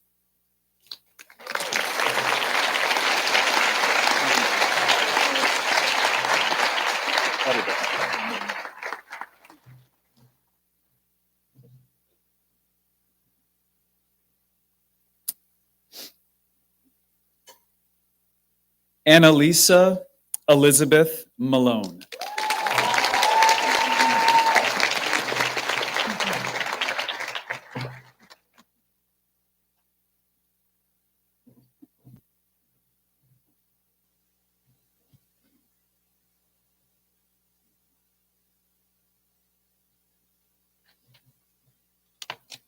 Hey everyone, I'm Nick and this is Patrick and we're Annalisa's older brothers. I want to start off by saying how proud I am of all the hard work she has done here at Key and throughout her time in school. She has shown a lot of resilience and fortitude when met with adversity and taken all those challenges in great strides. Through this, Anna has grown to be such a kind-hearted and passionate person, which has motivated me to be like her in all of those ways. As some of you may know, she's going to Pitt next year, H2P. I'll see her on campus in the fall, which I couldn't be more excited about. She is my best friend and always makes my time at home more enjoyable, whether it's singing King Vaughn in front of my mother or her valiant attempt to do a single push-up when we do a workout. Anna, you've made our family extremely proud, and I can't wait to see all the amazing things you do in the near future. I love you, Anna. Congratulations to you, and congratulations to the rest of your class of 24.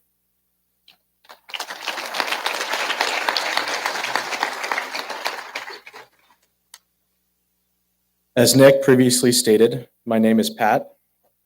I'm Anna's oldest brother. I want to first congratulate everyone graduating today. You have all undoubtedly worked tirelessly to reach this point in your educational careers and should be very proud of yourselves. Through the past 4 years, I have had the absolute pleasure of seeing Anna grow into an intelligent, caring, and hardworking person. She has faced many obstacles, such as a concussion that would jeopardize the well-being and academics of even the most determined individual. Despite these challenges, Anna has continued to push herself towards success.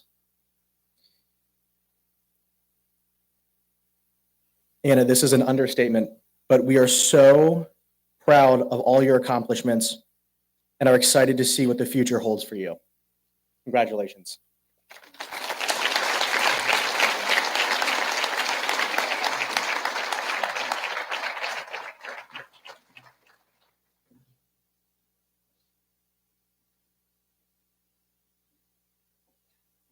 William Reginald Montague IV.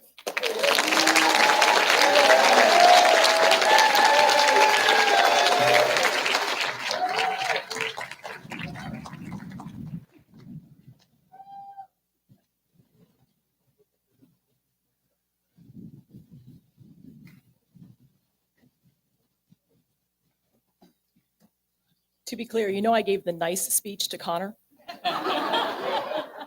So this will be a little bit different.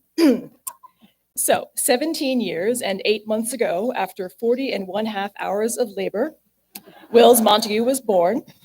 He came into this world making a racket, and he has not stopped since. Coach Grava's speech at the senior lacrosse game really drove this home. You never stop talking. You even talk in your sleep. You probably won't be able to make it through this speech without talking. For most of his life, Wills has had two speeds, high and off. Towards the end of 8th grade, he added a speed we could call procrastination or slow motion, especially for less preferred tasks like essays or household chores. This mirrors the two time frames experienced by many people who, like Wills, have ADHD, and those time frames are now and not now. Wills lives very much in the now, without a great deal of thought about the not now or not yet. Although Dad and I and many of your teachers feel you would have benefited from a little more forethought, a greater sense of urgency, we also appreciate the uninhibited way you approach life with ease, adaptability, and curiosity.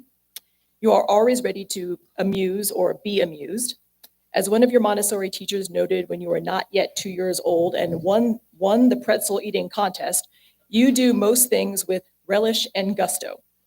Or maybe that only applies to eating, playing video games, or perhaps making new friends at Model Congress conferences, one of whom will be watching this recording later today from Long Island. So perhaps we can all say, hi, Long Island.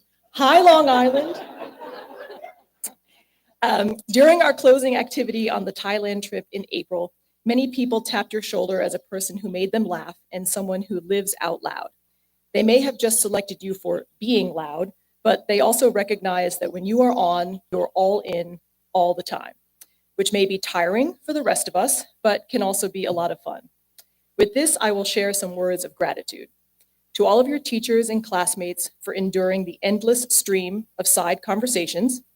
Some specific recognition must go to Jack Moran for being your roommate for a week and a half in Thailand. Thanks to Max and James for rooming with you on the Model Congress trips. To Max, Petey, and Parker for being your tent mates. To Griffin, Paolo, Petey, and many others for gaming with you, still, after all of these years. A few years ago, I asked James how everyone deals with your screaming, and he replied, "Oh, we just turn him down." I fear you thought they couldn't hear you, so you just cranked up the volume all the more. Special thanks also to those who left a very lovely gift on your car in the middle of the night earlier this year, as captured on Max's Ring camera for all of posterity. Overall, your dad and I appreciate everyone who has taught you, befriended you, and tolerated you. Attending school where your mother works could be a harrowing experience, especially when I can pie you in the face or the hair to raise money for prom. But you have definitely made the best of it, usually acknowledging my existence, even if you were just asking for lunch money, and always being yourself, even when I chaperone your trips. Speaking of, after I'd spent hours in your van in Thailand, Ian asked, "Ms. Montague, what do you think of Wills?" KK added, "It's a valid question." I realized I'd never spent that many consecutive hours and days with you and people who are not in our family. It was quite revealing and entertaining, that incessant laugh. Nyah, nyah, nyah, nyah, nyah. Well, I hope your roommates and classmates at San Diego State are ready for the caffeinated jolt of being in your presence. Indeed, it will be much quieter in our house when you leave for SDSU. We will enjoy the tranquility for a few days until we realize that you are not just on a camping trip. We will miss your enthusiasm, energy, and intensity. Well, Dad and Colby might not miss that last part, but certainly your laugh, your hugs, and your bright, beautiful smile. You will always be our budster, our buddy boy. We are so proud of you. We love you so much.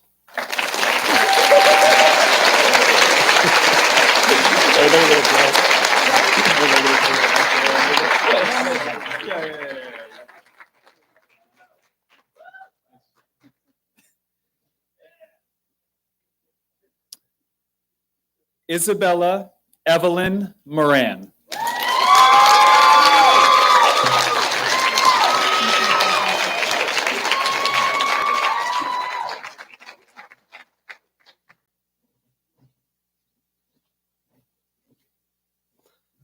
Hello. For those of you that don't know me, I'm Izzy's little brother, Jack. I'm so grateful to be able to speak on her behalf today.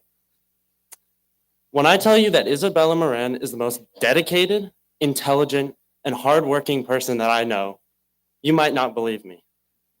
But I just want you guys to understand through a quick anecdote how unbelievably hardworking she is.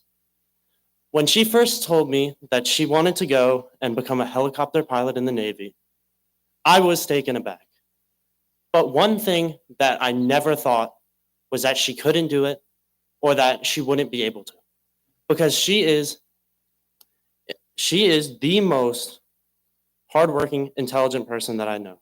And I know that she would achieve her goal and crush every step along the way. That is who Izzy is. Her commitment to excellence is evident in every aspect of her life. When she sets her mind to something, there is no stopping her. I have seen her spend countless hours studying, training, and perfecting her skills, always striving to be the best. Her determination and perseverance are truly inspiring. Izzy is not just a high achiever, she's also incredibly kind and compassionate. She has a unique ability to connect with people and make them feel valued. Her friends and peers look up to her, and she is always there to lend a helping hand or offer words of encouragement. Her empathy and genuine care for others make her a natural leader, someone who others instinctively follow and trust. As Izzy's brother, I have witnessed her growth and achievements firsthand. I remember the late nights she spent studying for Lee Zanger's chemistry exams. I remember the times that she would stay late working after school, come home at 10 p.m., exhausted, but so fulfilled. The weekends filled with community service and leadership activities defined Izzy. She is such a natural-born leader, and I love her so much for it. Her unwavering commitment to helping others is a quality that sets her apart. She balances her ambitious pursuits with humility and grace, always remaining approachable and kind-hearted despite her numerous accomplishments. Isabella Moran is an extraordinary individual who excels in everything that she does. She is a role model, a leader, and the best sister anybody could ever ask for. I'm incredibly proud of her and all that she has achieved. I have no doubt she will continue to accomplish great things and make a positive impact in this world. Thank you for setting such a great example for me to follow. I'm so proud of you. You are my idol. I love you, sis.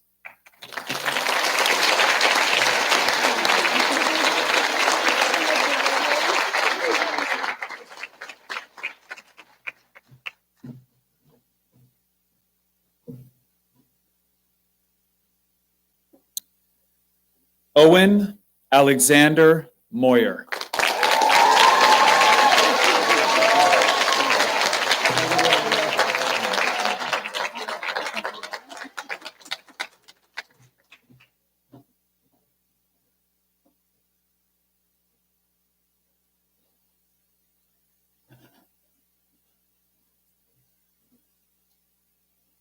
Hi. What an honor it is to be here today speaking in front of the class of 2024. Can we go to McDonald's? Promise you I'll sign out. Okay. I'm just going to get right into it and try to maintain my composure for this, Owen. So as an aging lit teacher in the middle of an existential crisis, it probably wasn't smart for me to make mortality and coming of age the central themes of English 12 this year. Most of my days, I have been pushed to reflect on my lost youth as I become increasingly aware of my inevitable death. All of this in front of a collection of promising young people who have their whole lives ahead of them. Which brings me to you, Owen. There's something specific about you that I appreciate more than you know. And I'm going to use this opportunity to thank you personally. The young man you have grown to become and the spirit that lives in you challenge me in ways that you, I'm certain, are completely unaware of. More specifically, you are among a select few who can change my perspective on life in significant ways with little to no effort on your part. When I succumb to shameless self-pity, The unique way you see the world directly influences the way I see it. This remarkable ability to change someone else's outlook just by being who you are is what I want to highlight today. Speaking of seeing, I've never told you this, but I see my teenage self when I look at you. I too had hair down to my shoulders. I would sometimes show up late to class, overworked and overtired, with my only excuse being something like, "Sorry, I just didn't have it today." Music was my inspiration, my safe space, my identity and reason for being. It was one of the few things that lit up my voice. When you share your excitement about a new album or a transcendent show, I'm reminded of music's role in my own life as I see the transformative power it has for yours. But what I see of myself in you is not my focus. Rather, it is the areas that you are different from me then and me now that I want to be clear about. For me, art serves two central purposes. What you project onto the work, how you see yourself in it, has immense value in shaping the story you tell about yourself. Great art can do this, but there is a second, even higher purpose that art serves. In my humble opinion, the greatest works of art go beyond simply reinforcing the biased perspective of the consumer of the work. It is a much more rare phenomena when the work actually shapes and changes this perspective, the object transforming the subject into something new. When I look at you, much is familiar, comforting, and contributes to my pre-existing awareness of self. I am simply able to express this awareness in newer and more interesting ways through our interactions. But Owen, you go beyond this. Much like a great artist, your way of seeing the world changes the way I see it. Your innate desire to reflect, look deeper, and experience life in the present moment has shaped how I see things, jolting me out of my tendency to agonize over the past and the future. Through our interactions, I am challenged to accept the here and now. Anyone who knows Owen should know his affinity for the songwriter Archie Marshall, aka King Cruel. You know how to weave that in, right? Yeah. Marshall's words inspired mine today. Quoting from an interview with Pace Magazine, Marshall states, "Poetry and writing for me, the purpose behind them isn't necessarily to write lyrics out of them. The purpose is to find new observations and new understandings of the surroundings I'm in." He goes on to say, quote, "I'm still searching for everything. I'm still searching for new ways to describe things and new ways to look at things." Owen, it is not a surprise to me that Marshall's lyrics mean so much to you personally. I have come to know you as a searcher, a creative mind, an artist, and a philosopher. The rare individual who draws inspiration from seemingly unconnected sources, all in an effort to find new observations and understandings. Not to reach some goal in the distant future, but rather to see things more clearly in the here and now. This approach to life is evident in everything you do. It will continue to serve you well and will continue to inspire those lucky enough to know you, myself included. As I close, I'm reminded of philosopher Alan Watts' famous lecture on music and life. Watts challenges the cliche analogy of life as a journey or pilgrimage we make towards some unclear destination that we will hopefully arrive to at the end. And it is tempting to view this moment and this day as some sort of necessary stop on the journey. Watts presents a different conceptualization and analogy, likening life to a piece of music, where all notes and sections are equally important in experiencing the work as a whole. He states, "We missed the point the whole way along. It was a musical thing, and you were supposed to sing or to dance while the music was being played.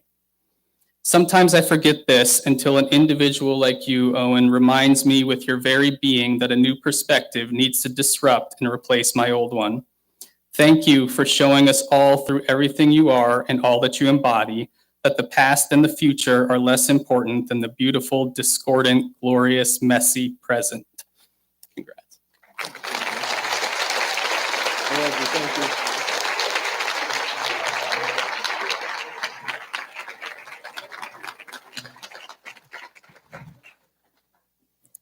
Stella Catherine Nye.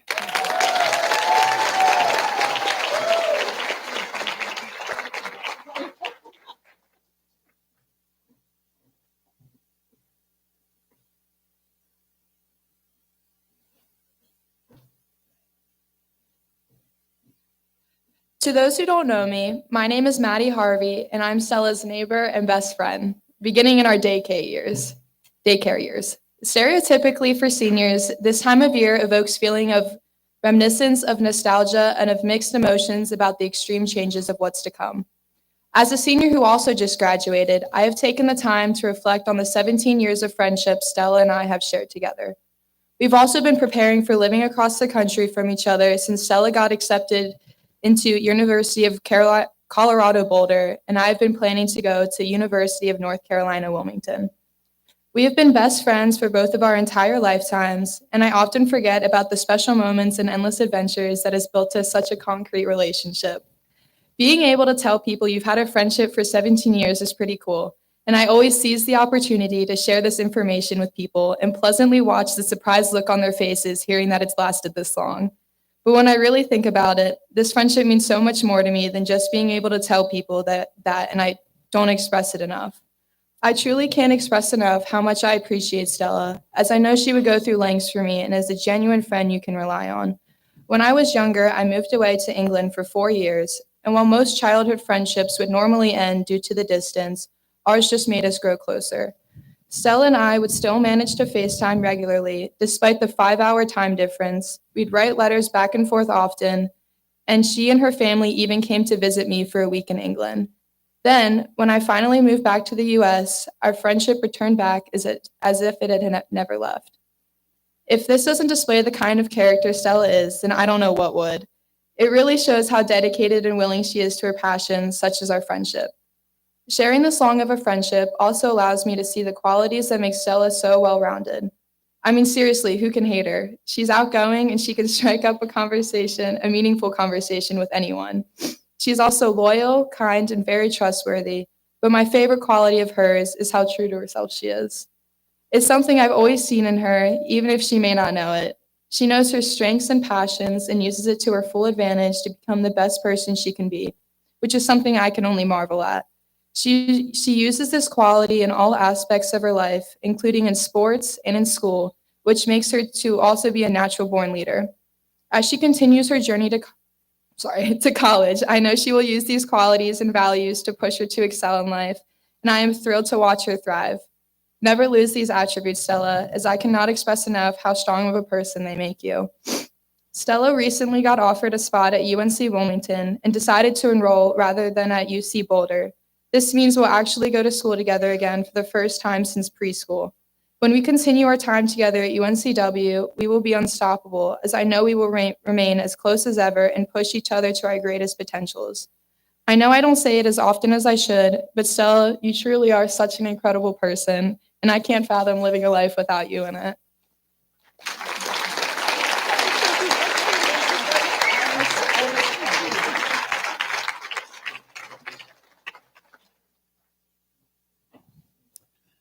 Carissa Yenting Pack.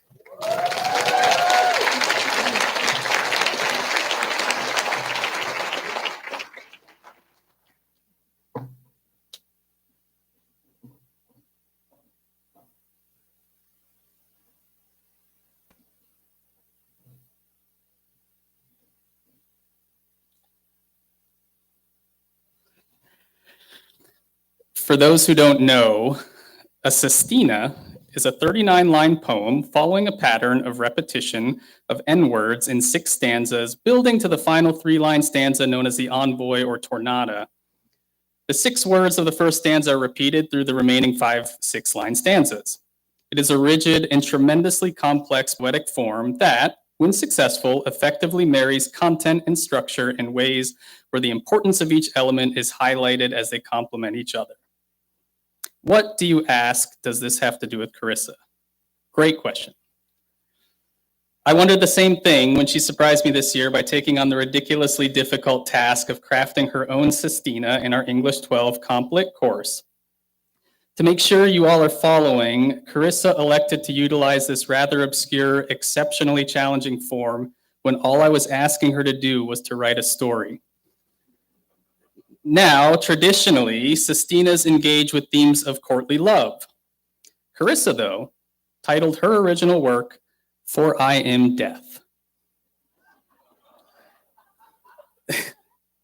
The poem itself masterfully marries form and substance, personifying death as an omnipotent power, mirroring the rigid, technical, and while contrasting the emotional experience of the reader evoked through the subject. I was both impressed and deeply unsettled by this work.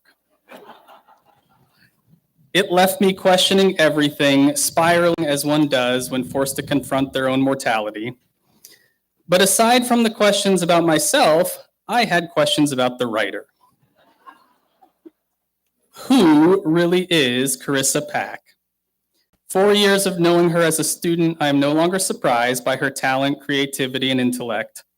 Outside of the classroom, I have come to expect her sharp wit, poise, and inspiring leadership. But what type of person would willingly choose to write a sestina of this nature? Perplexed, yet determined to understand the disturbed mind that crafted this work, I even considered writing the speech in the form of a sestina. Sadly, it was too difficult, so I gave up in like 5 minutes. Then I remembered something.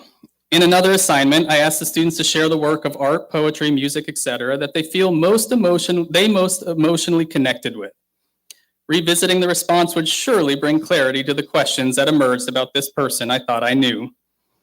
In her response, Carissa graciously shared with me her favorite work, Vincent van Gogh's Green Wheat Fields, Over.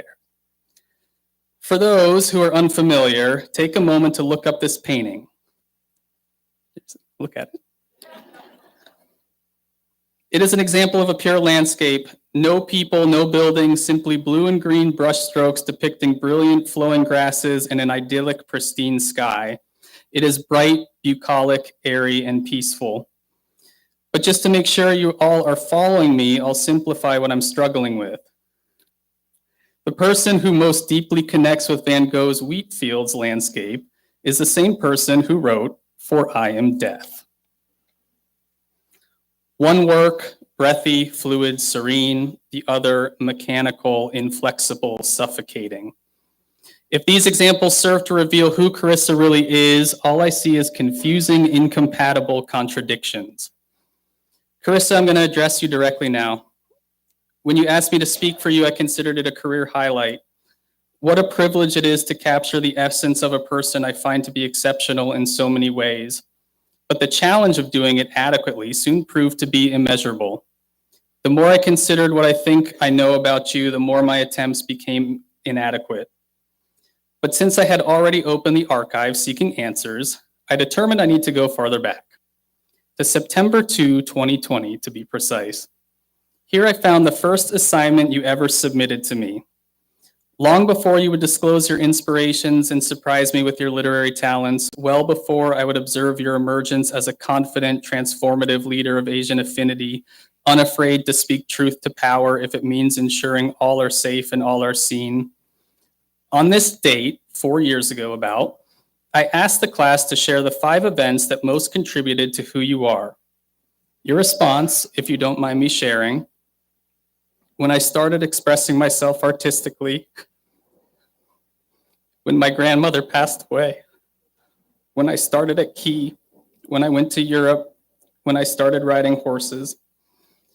As I revisited these responses and considered how far you've come since that day, my mind received the clarity I was seeking as your apparent incompatible contradictions reveal larger themes that haven't changed.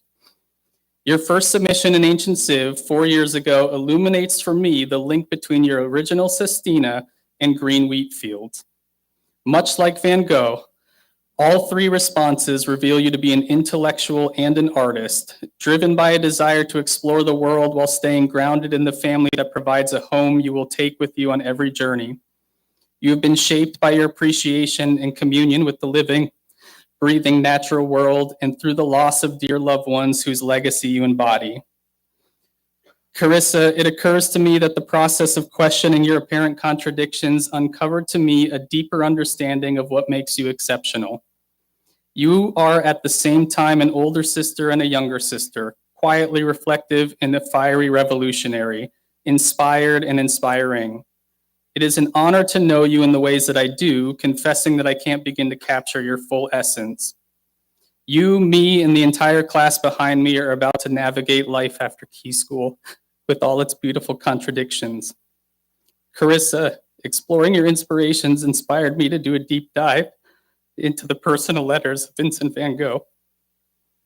Addressing his family in July of 1890, near the end of his life, he spoke of painting the wheat fields of Auvers, stating, "I'd almost believe that these canvases will tell you what I can't say in words." Addressing the class of 2024 for the final time, I wish that I could paint a landscape that captures all that you are, all that you have done, and all that you mean to me personally, because at the end of this overly long speech, I realize what I want to tell you, I can't say in words. Thanks all.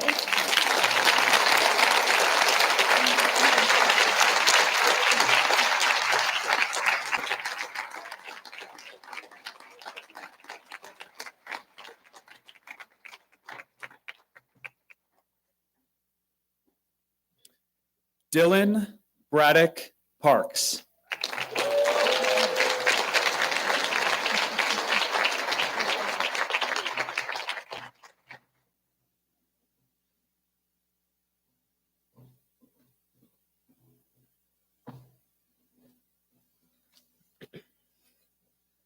Not everyone is lucky enough to be born with a built-in best friend.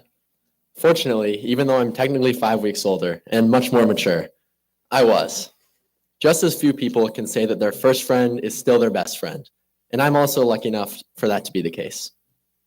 It's hard for me to think of a positive childhood memory that didn't involve Dylan Parks in some way, despite living 747 miles away from each other. Whether it was playing pool football at our grandparents' house in Florida, going ziplining in his backyard, or just talking about life on our favorite chair in our grandparents' attic when we were together, something fun was sure to be underway.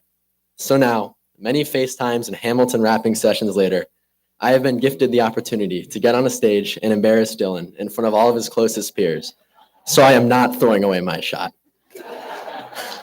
I remember one thing specifically used to annoy me about Dylan. Whenever I would begin to get interested in something, Dylan would seem to follow suit just days later. I learned to walk, Dylan learned to walk. I learned to talk, Dylan learned to talk. I began playing Fortnite, Dylan began playing Fortnite.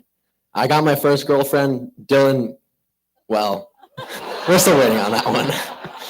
However, and I couldn't for the life of me tell you how I let this happen, our roles seemingly began to reverse. And that's not to say there weren't things that I still outrank Dylan in, like not spilling while drinking out of a glass, for one. But in general, it felt like Dylan was the one leading the charge and that I was just a few steps behind. The earliest and most notable instance of this that I can recall was Dylan's commitment to athletics. To say that I was unathletic as a kid would be a gross understatement, especially when compared to Dylan. As I'm sure many of you know, Dylan is not only a two-sport varsity athlete, but an excellent mountain biker, a sub-4-hour marathon runner, and a phenomenal tuber, among other things. It was Dylan's drive to be the best in every sport he touched that both got him to where he is today, inspired me to begin playing sports in the first place. And sports weren't the only things where this was the case. Rap music, movies, and even his recent commitment to Wash U, which is now my top choice, are all things I likely never would have found a connection with had it not been for Dylan. Speaking of Wash U, it would be unfair not to also dote on Dylan's academic prowess.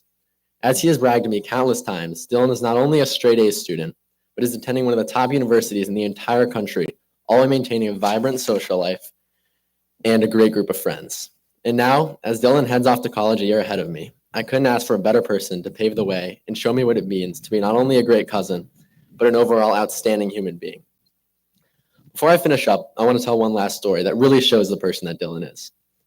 Just before my 12th birthday, my mom asked me if I wanted to go get ice cream. And of course I wanted ice cream. You can imagine my surprise seeing Dylan through the window of our ice cream shop, which, needless to say, was a much better treat than any ice cream. Dylan had traveled halfway across the country to surprise me for my birthday, giving up valuable middle school summertime just to give me an unforgettable day. In the end, I believe it's stories like these that encompass Dylan. Even amidst all the time he puts into school, athletics, and countless volunteer opportunities, he still finds time to make those he cares about feel special. So Dylan, I'm speaking directly to you now. Thank you for being my best friend, my duos partner, and now my role model. I can say confidently that you're going to do great things at Wash U and beyond. I and the rest of our family are so proud of how far you've come.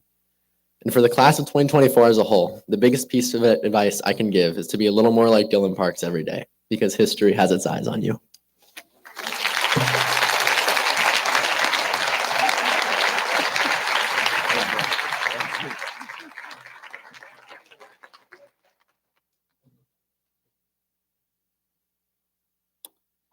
Jackson Kenneth Pfeiffer.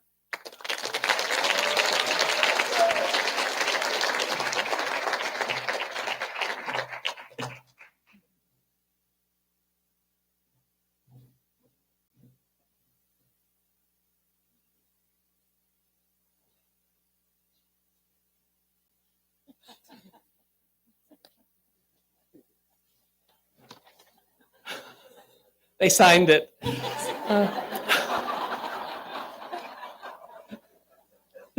Good afternoon. My name is Rosemary Pfeiffer, and I'm here to speak on Jackson Pfeiffer. The happiest words of the English language for me today are, I am Jackson Pfeiffer's grandmother. 3 minutes is not a long time, and so I will cut to the chase. These are the top 5 facts about Jackson Pfeiffer. Excuse me. Number 1, Jackson is a curious blend of East Coast and West, or left coast as we refer to it. I live in California. His father was born in San Francisco and came up through San Diego State, previously discussed on this stage tonight, and Sonoma State.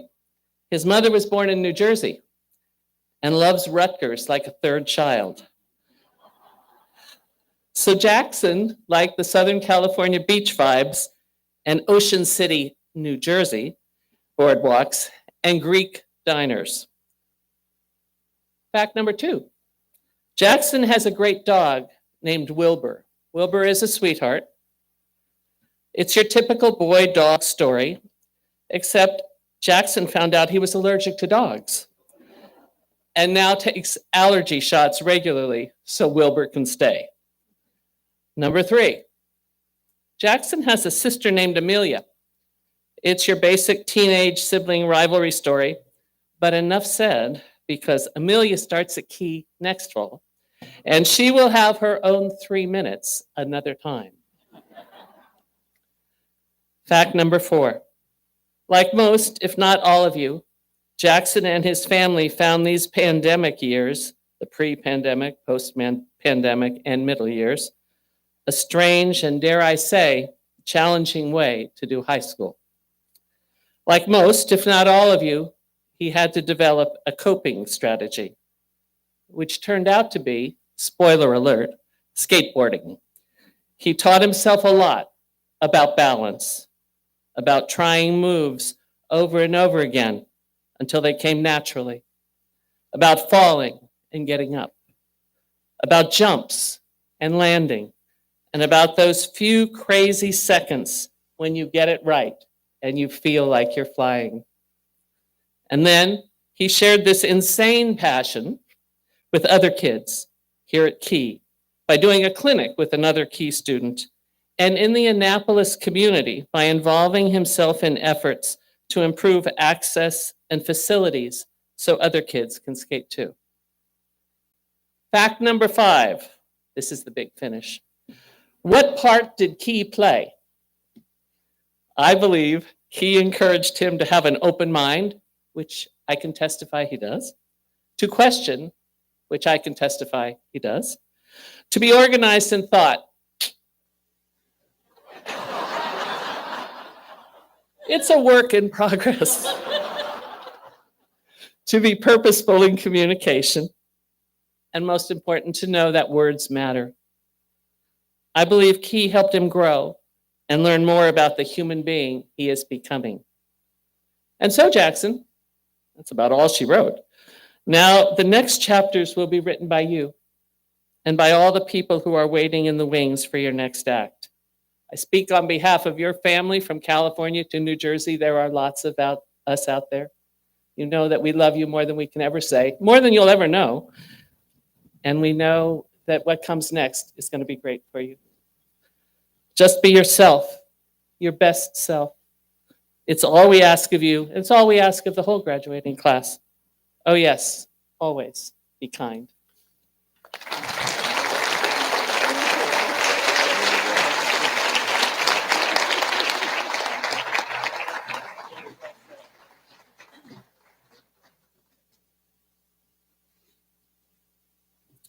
Sophia Rose Powell.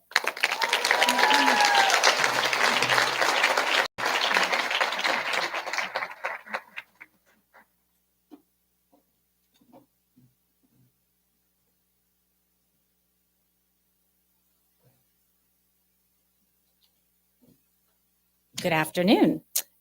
Like Gabby, Sophia has no idea what I'm saying. In fact, at the break, she asked if I could show it to her, and I said no. So here we go. To the class of 2024, congratulations to all of you. Today is not just a celebration of your remarkable achievements. It is also the beginning of an exciting new journey and an opportunity to carve your own path that is uniquely your own. And I challenge and hope all of you just find the path that you desire. Each of you embodies kind of the compassion and the diversity of all the different communities that have supported you through your 18 years. We've heard a lot about them. And Sophia has had incredible opportunities to get us to the stage today. Many of you are here today, or some of them are represented. First, her family. I'm so grateful that my brother and his wife drove all the way down this morning so they could be with us. The women at the barn that you ride with, who've been great mentors for you, Key School, and of course, the Coven, who is my deep, deep personal friends who watched her from day one grow up in our neighborhood. So I could sit here and tell you all sorts of great things about Sophia, but I'm just a mom. And as Sophia has said many times, moms are supposed to say nice things. So I asked each representative of those communities to just give me a word that best describes Sophia. And their responses were so heartfelt and thoughtful and really echoed my own thoughts as well. But yet they carried so much more weight coming from those who have watched you grow from just a tiny little baby until the young, wonderful woman you are here today. So let me tell you what they had to say. They said she is thoughtful, she is kind, she is courageous and accomplished. She's witty, good-natured. She gets that from her dad. She's remarkable, poised, and sweet. She's devoted, creative, genuine. And my personal favorite, which seems to be a theme today, and challenging, she is determined. The Key School community has allowed Sophia to express herself in so many different ways. Many of you know her as that courageous, accomplished equestrian. Many of you know her as a thoughtful, sweet, and curious student. Others know her as a devoted, witty, and good-natured friend. And while Sophia came here to learn so many things that she did, I want to share the one thing that she has taught me at her time in Key, that she has genuine confidence, that kind of confidence that radiates from within and comes from choosing your own path. From an early age, Sophia was, some would say, quiet or shy, but she's always had that inner confidence, and I just didn't always realize it. She always knew who she was, what she wanted to be, and what she wanted out of life or that particular day. She's always had that strength to follow her own path, even if the crowd was heading a different direction. This unwavering determination is something I deeply admire in Sophia, and even as her mom, it has occasionally presented some challenges. It is why my kitchen was always a mess with flour while she was determined to bake without recipes. It is why we owned more animals than I can count, and I created the phrase, "No more beating hearts entering my house." But it is why we're standing here today and why she is ready to take on this world. This quiet, subtle inner strength is what makes Sophia who she is, and it's the thing that I treasure so much in her. And this Key School community has really been instrumental in nurturing that confidence and letting it shine, to the point where she is now moving, as I learned last night, 748 miles away to 58, to Buffalo, or to Boulder to be a Buffalo. So go Buffs. So I just end with congratulations, my dear Sophia. Your dad and I, along with your friends and family, are immensely proud of you and all that you've achieved. Continue to carve your own path, stand firm in your beliefs, and always pursue your passions wholeheartedly.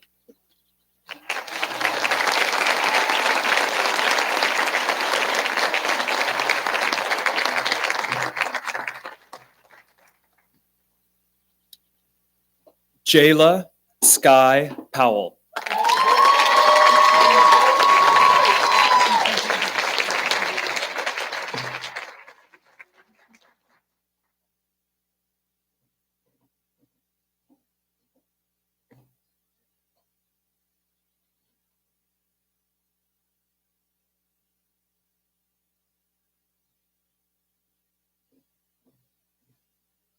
Good evening. Greetings to esteemed faculty, friends, and the 2024 Key School graduates. I am Jayla Powell, grandmother. I thank God for being here today. It's an opportunity. I'm so grateful. Because if you hear our story, I'm blessed. I'm blessed to be standing on the stage today. In life, we all face challenges and opportunities. It's about accepting the unexpected and transforming those moments into opportunities. How we overcome challenges and create life opportunity is up to us. You were so elated about returning to school to see your friends and your teacher, most of all experiencing the perks of your senior year. Unfortunately, 2 weeks prior to your senior year, you came down with a debilitating illness that landed you in ICU with uncertainty about the outcome and your future. Hallelujah. During your hospitalization, you lamented the possibility of not being able to return to school, to play volleyball, or to attend your last high school classes because of your illness. I am so proud of you, Jayla, because I remember one day we was in a hospital and you said, Grandma, will I make it? I said, with God's strength, you're going to make it. Hallelujah. I'm so proud of you, Jayla. You faced that incredible challenge head on, and you took the opportunity to grow strong, physically, spiritually, and emotionally. With hard work and perseverance, you refuse to succumb to defeat. I am so grateful to God today to see you confidently and defiantly to walk across this stage under your own power to receive your diploma. I pray to God will always shower his blessings and love on you and strengthen you to find a success wherever you do. I'm so happy to see this day. Jayla, we are so proud of you, your family. We are exceptionally proud that God gave you the ability to walk across this stage. And for that, I am so grateful. Thank you all for listening.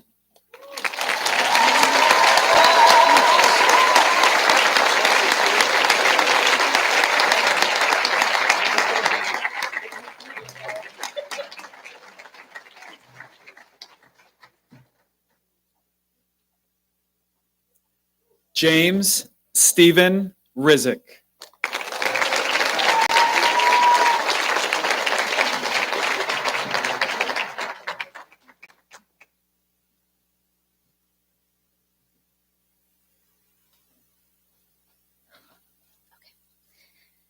Today, we celebrate a milestone in our lives that is as exhilarating as it is bittersweet. It's a day for me to honor our hard work, our perseverance, and the memories we've created. For me, this day is even more special because I get to share it with my twin brother. Growing up as a twin is an extraordinary experience. It means I've had a built-in friend, confidant, and partner in all of our childhood adventures. It also means I've been in school and classes with my brother for 12 straight years. No matter how frustrated I may get when you get better grades at me or beat me on tag at this very field, you've always been there for me, and I wouldn't trade our shared journey for anything. I remember in 2nd or 3rd grade, James fell right behind me while playing our infamous games of tag. I think it was AC, who some of you may remember, who came and found me to tell me what happened. And I sprinted to the office, and when I got there, you weren't even crying. He still has a scar from how badly he fell, and he wasn't even crying. I emphasize this because I was in fact sobbing, and I was so worried he was gonna go to the hospital and never walk again. And I think I was a little bit overdramatic, But I think back to that moment because I know I did it because I care so much about you. That moment still stands out to me because it shows just how strong you are and just how much I care about you and how I've always done so. Another thing that's amazed me about you is your creativity. When we were little, James would wake up to draw and paint, and he would also has created a fictional island in his own language. I'm always inspired by your art, and I'm so glad you have continued that passion in high school. I know you are the reason I have found a love for art and the reason I enjoy it so much. Okay, sorry. Your imagination knew no bounds, and I'm always in awe of your dedication and your talent. Today is a celebration of not just your academic achievements, but also your remarkable spirit. Even with your notorious procrastination, you always manage to excel. Your ability to pull off an assignment at the last minute never ceases to amaze me, even as much as it stressed me out. It's a testament to your intelligence and maybe just a little bit of my twin telepathy pushing you along, because I often sat next to you watching TV while you wrote the essay because I finished mine a few weeks ago. You've navigated your way through high school very skillfully, and I couldn't be any more impressed of you. As we prepare for our school so far away, I know that the distance won't change the bond that we share. It's a little daunting to think about not being able to see you every day, but I'm excited for the new experience we'll have and the stories we will tell each other. I'm so proud of you and grateful to have you as my twin. Well, we've never been separated for more than 2 weeks and spent most nights in the same home. For the next 4 years, we'll be 776 miles away from each other. Yet I know our connection will remain as strong as ever.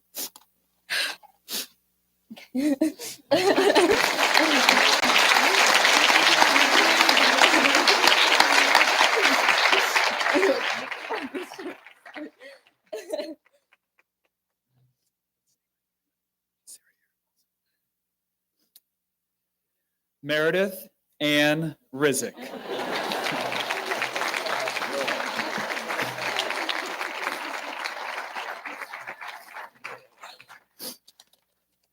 I should have brought a handkerchief. This is terrible. I really should have written a speech B.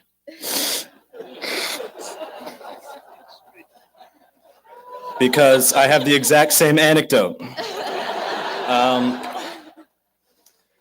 Meredith and I have been here at Key since we were 5 years old. So pretty much all of the time I've been conscious. I think many twins are described as inseparable, but I think of Meredith and I's relationship as reliable. Our mom actually specifically requested that we always be placed in different homerooms to allow us to be independent of each other. But Meredith and I have always been on the same level. We succeed in our own ways in soccer throughout the years, in academics, and she says I get better grades than her, but at the end of the day, that's not true because of the incredible hard work that Meredith puts in every day. We've always looked out for each other. Here's the anecdote. I remember it as 4th grade, but she has a better memory than me. In 4th grade, these tag games did get pretty crazy. And one time I was running away from AC, as she said, and I fell on the corner. If you know Key Campus, there's that big tree over by the sandbox. It was at the corner of the sidewalk there.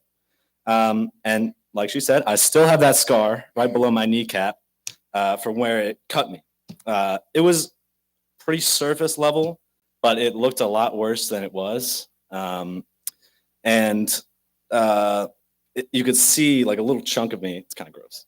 Left on the sidewalk there. So it's understandable why she was so upset. If you've spent any time with Chris Rizik, you know that he has pretty much one joke or fact for any given situation. When there's any minor injury, his joke is, "Oh, we're gonna have to amputate." And I think in this case, Meredith thought it was finally real. It was a time. I still have my leg, and I was very brave about it. I didn't cry. And while I was sitting in the office being tended to, kind of cordoned off, Meredith was outside absolutely bawling because she was so upset at me getting hurt. That's, like she said, a main example of how much she cares for me, how much we care for each other. You can see this care in everything Meredith does. She is a leader. That is not hyperbole. You see it in everything she does. She's the president of our student forum. She's constantly a leading voice in our class meetings and has been for 12 years. In soccer, she's been doing that her whole life. She commands the field completely. In sports like lacrosse that she isn't as familiar with, or basketball that she doesn't have the stature for, she's still that commanding voice that takes charge and has that confidence, but she does so in a way that makes everyone feel heard and everyone feel respected. And she does so for me too, when she's encouraging me to be my best while she's, watching TV and I'm stressing over a late project. As we've grown, we've both become quite independent. We kind of rarely need help, and when we do, we deal with it ourselves or go to friends. But I want her to know, and I think she does, and I know, that we're always there for each other if we really need it. This school, this town, and these people have always been our world. We're both going off on our own to new ones now, but I know we'll be back. And you can call me if you ever need. I love you.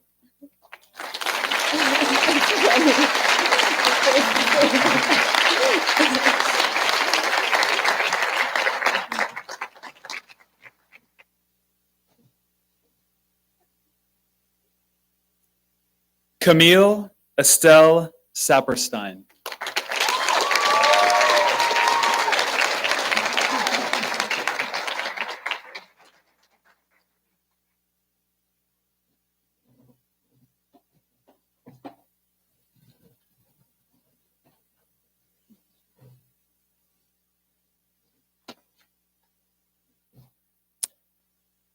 The widest eyes I'd ever seen were those of a 3-month-old baby girl.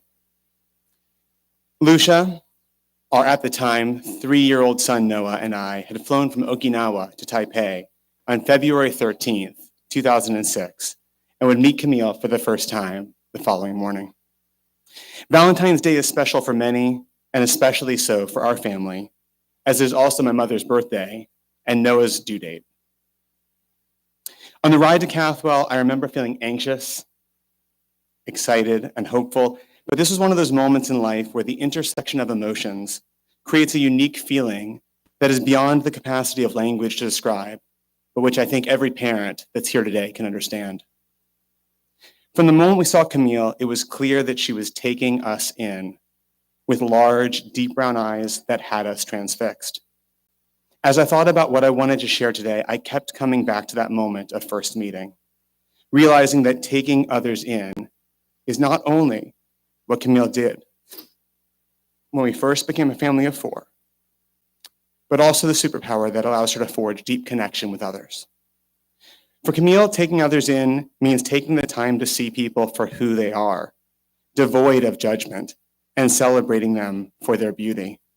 She feels with others, the very definition of empathy, and finds ways to make sure that others know they'll never walk alone.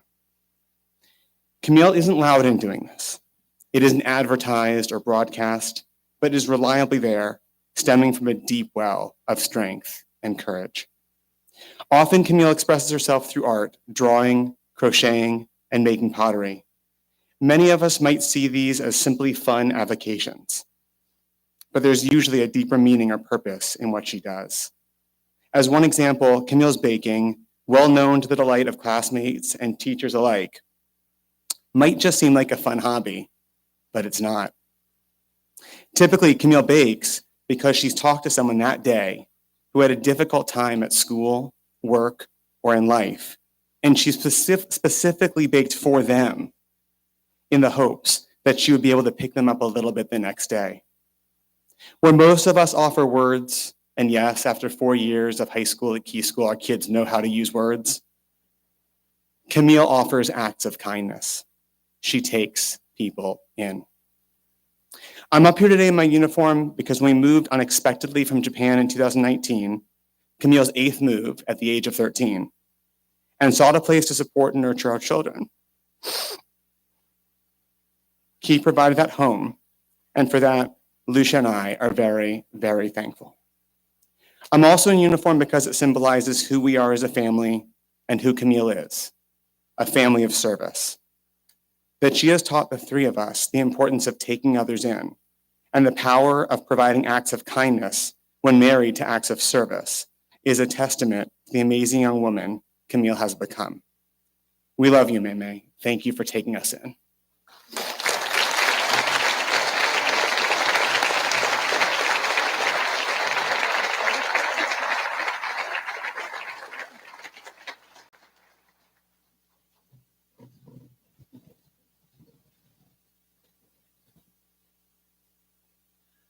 McGregor Scott Sowden.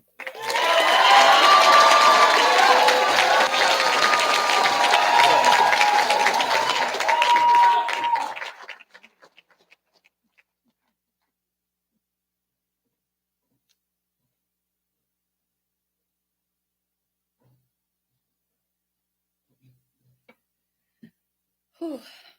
Mac was very worried that we would embarrass him up here today, but I think these pins with his face suffice, so hopefully this speech doesn't add insult to injury.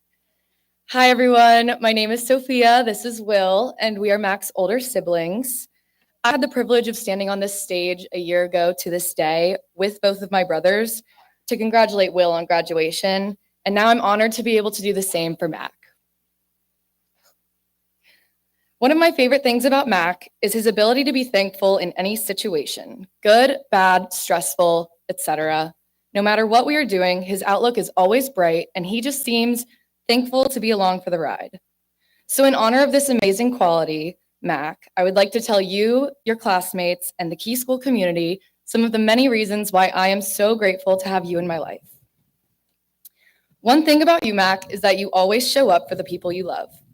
A year ago today, the 3 of us stood on this exact stage, but in a slightly different configuration than the one you all see today.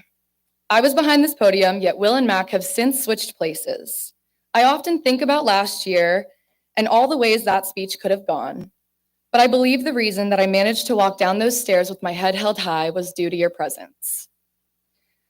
I remember feeling so anxious beforehand, and in the audience, you reassured me that it would be a great speech. When intermission occurred, you asked me to practice the speech just one last time for you to calm my nerves. I know that that success, along with so many others, were due in large part to you. So thank you for being my biggest supporter and for letting me be yours. And Will, you have some big shoes to fill this year. Your list of hobbies may be one of the most extensive yet fascinating that I've ever witnessed in a person. From shredding down mountains on your snowboard all over the country to your innovative dessert masterpieces topped with chocolate, your passions never fail to amaze me. Whenever I walk into the house, the familiar sounds of drums echoing throughout the floors just makes me smile every time. And now even more after your victory at Battle of the Bands. It amazes me how you can balance all of the scuba diving, guitar playing, fishing, sports enthusiasm, and concert attending, all with being a full-time turtle and dog dad. I am so thankful to be able to watch you go about life with such a try-everything attitude and want to say thank you for inspiring me to try new things. If I'm ever in need of some advice, Mac is the first person I turn to. No matter what is troubling me, you always seem to have an answer that makes perfect sense. Whether I'm struggling with the loaded question of where to order my dinner from that night, what show to watch, or how to deal with life's ups and downs, you always have the answer every time without fail. My favorite piece of advice that I've ever received from you is probably the most motivating thing anyone has ever said to me. I remember standing next to you on the edge of a cliff last summer, looking over the 16-foot drop that we had traveled so far to reach. I wanted to jump into the water below so badly, but something was holding me back. In a brief but calm manner, you looked at me and said, "Fia, take chances." To which I responded with a prolonged scream and finally a loud splash. I knew you were just making fun of the bracelet that Mom had gifted me days before that I happened to be wearing that day, but I will never forget the impact that your words had on me. Now, wherever I face a cliff in my life, I hear that simple phrase in your voice and find a way to take the leap. Thank you for pushing me to always be my best self and for always knowing what to say. Finally, I take pride in the fact that you are such a reliable and compassionate person, Mac. Many of you may not know this, but in June of 2023, as Will prepared for his first semester of college, while I was getting ready to study abroad in Spain for the semester, our family was hit with one of the biggest blows we have ever endured. On the day we learned about our mom's breast cancer diagnosis, shock took over each one of us. Once I had processed the news, I had approached my parents with a firm decision that I would not be going to Barcelona. And after weeks and weeks of back and forth, they finally convinced me that I should take full advantage of this opportunity. They assured me that they could deal with whatever lay ahead. When Will and I could not be there for our mom, you stepped up to the plate in the biggest way possible. Taking care of her during her battle with breast cancer alongside Dad while Will and I struggled to find our way in unfamiliar places is something that I will never forget. Sorry. Going to treatments with her, being with her while she rested, and giving Will and I updates at the instant new information appeared, all while navigating an uncertain time without the two people who have striven to guide and protect you for your whole life, shows just how strong you are.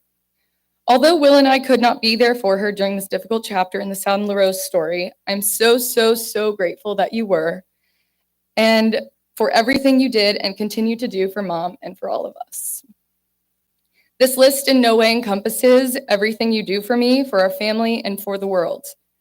You are one of the brightest, most compassionate, and intuitive people I know, and I'm honored to call you my brother, as well as my friend. Just like you, every day, I am thankful to have you in my foxhole. I'd like to offer congratulations to the entire class of 2024 and leave you all with a piece of advice that I cherish deeply. Take chances. My brother told me that once, and it has changed my life for the better. Congratulations, Mac. We love you so much. We are so proud of you and your amazing accomplishment today. And as you cross the stage, know that everything you have done in your time on this earth has shaped you into an extraordinary human being who I could not be more proud of.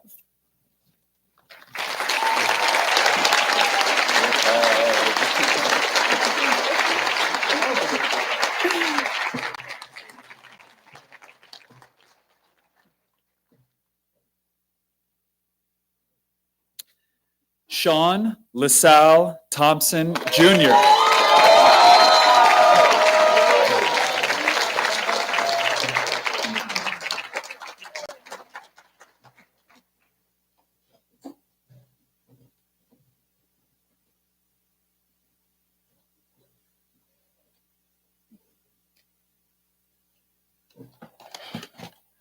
Hello, I'm Sean Thompson, and I have to first give shout out to my speechwriter, my wife.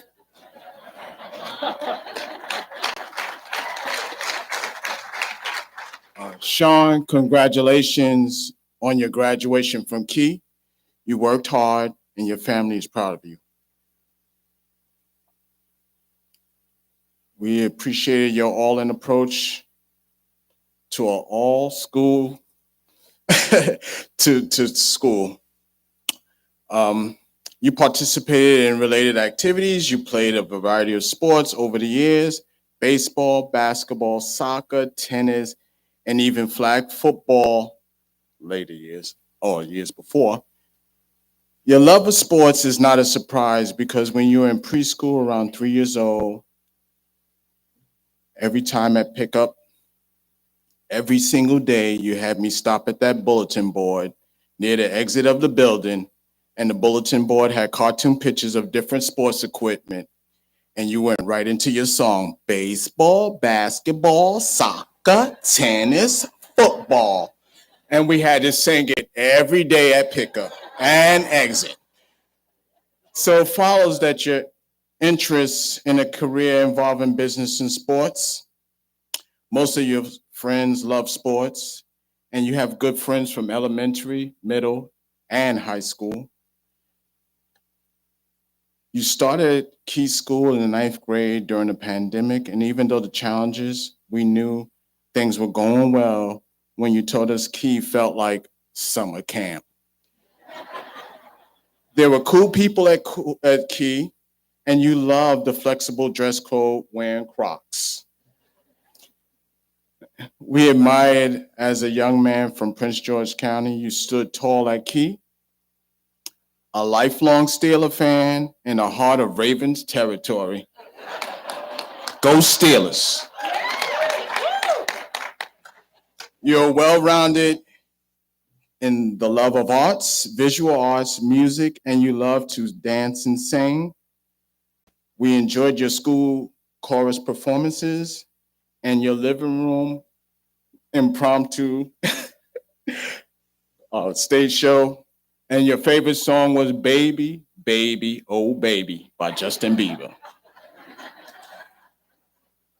As you move on to an exciting new chapter, we'll leave you with the following from the great philosopher of Shaka Khan. Life is a dance. And if life is a dance, another great poet, Lee Ann Womack, offers insight that we now share with you. We hope you always feel small and when you stand beside the ocean. Whenever doors closes, we hope one door opens. Remember to have faith, to give faith a fighting chance. And when you have a choice to sit or dance, we hope you dance. Congratulations to you and all the Key graduates.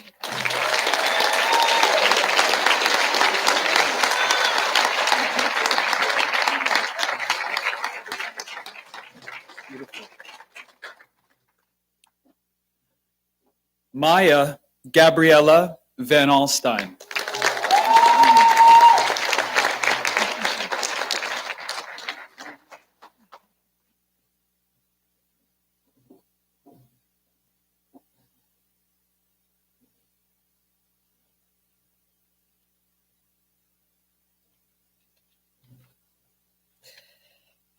I'm going to try not to cry, so I'm not going to look up. For those of you who don't already know me, I'm Melissa DeLauro. I've known Maya since we were 7, and I've been the tall to her short since then. Now, on to our favorite short friend. Hopefully the speech isn't too long and as short and sweet like her. Maya, I am genuinely going to miss coming to the games of the various sports you played during your time here. Triple varsity athlete for multiple years is an amazing accomplishment. That is 3 more varsities than I can say. I have always loved coming and seeing the teams you've been a part of throughout your Key School years. Coming and cheering you on in front of your school was the highlight of my weeks, especially the days where I hopefully embarrassed you with my screaming. No matter what the outcome, you have always managed to enjoy yourself in the games and keep a mostly positive attitude. I am most proud of who you have become. You've always been there for me, and you're truly a great friend. I don't know what I would have done without you through high school. I know I would have done a lot worse on my essays because without you editing and translating my words into things that made sense, I'm not sure where I would be. I almost sent you the speech to check for me because I really could not cut it down to 400 words. What would I have done without you to read my spam texts or my multiple calls a day? You've always been there and supporting me no matter what or how stupid it was. My nightly calls with you are probably the best part of every day, and I hope they never stop. Talking to you is the one thing that almost always fixes all my problems, even if all that's happening is me talking really fast for 15 minutes and you supporting me, even if I'm a little bit in the wrong, or me being completely overdramatic and crying over the dumbest things. I don't even think I could make any decisions without you because every decision has a, wait, I need to text Maya first. I am so unbelievably happy for you today and grateful that you came to the Key School, which gave us the opportunity to share in each other's different high school experiences. I will always look back happily on my many visits here, being welcomed in by your amazing friends who I can also call my own. You graduating today is crazy, and it feels like just yesterday we were here at Key School camp, or we were upset we weren't in the same St. Andrews classes, or your Nana was driving us to ballet after school, or staying way too late having sleepovers with Anna watching Divergent. You've truly grown into an amazing person, and I am so excited to hear all that you do at Maryland and visit you and call you so much your roommate hates me. I know you will do incredible things as you continue to grow as an incredible person. No matter what, I will always be incredibly proud of you and will continue to be your #1 fan, even if you don't play any more varsity sports. I love you so much. Thank you for being my best short friend.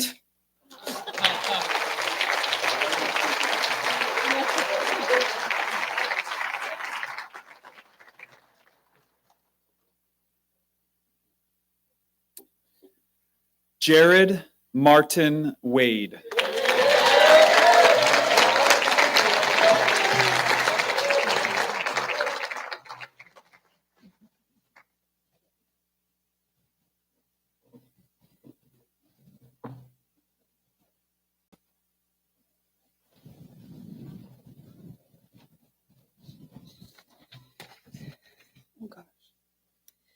Congratulations to the class of 2024. My name is Ashley Wade and I am Jared's aunt. I am extremely honored to be a part of Jared's graduation ceremony and speak on behalf of our family.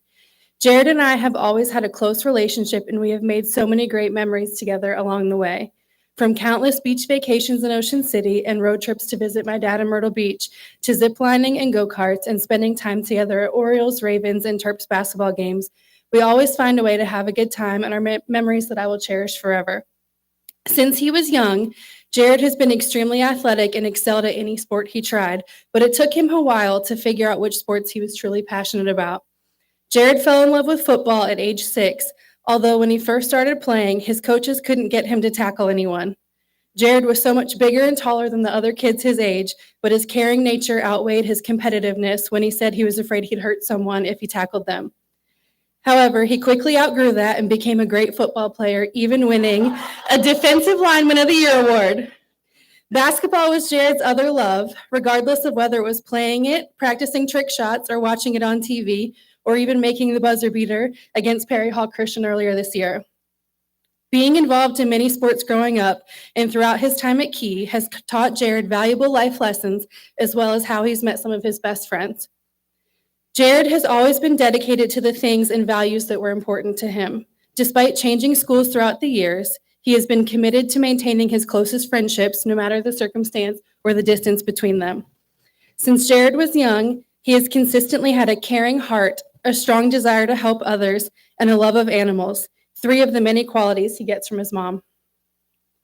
These qualities are also what has driven him to attend the University of Maryland to pursue veterinary medicine.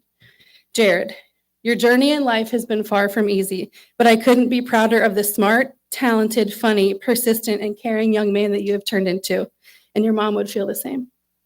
There isn't anything that you can't do if you put your mind to it. We are all so proud of you and can't wait to see you do amazing things in the future. Congratulations.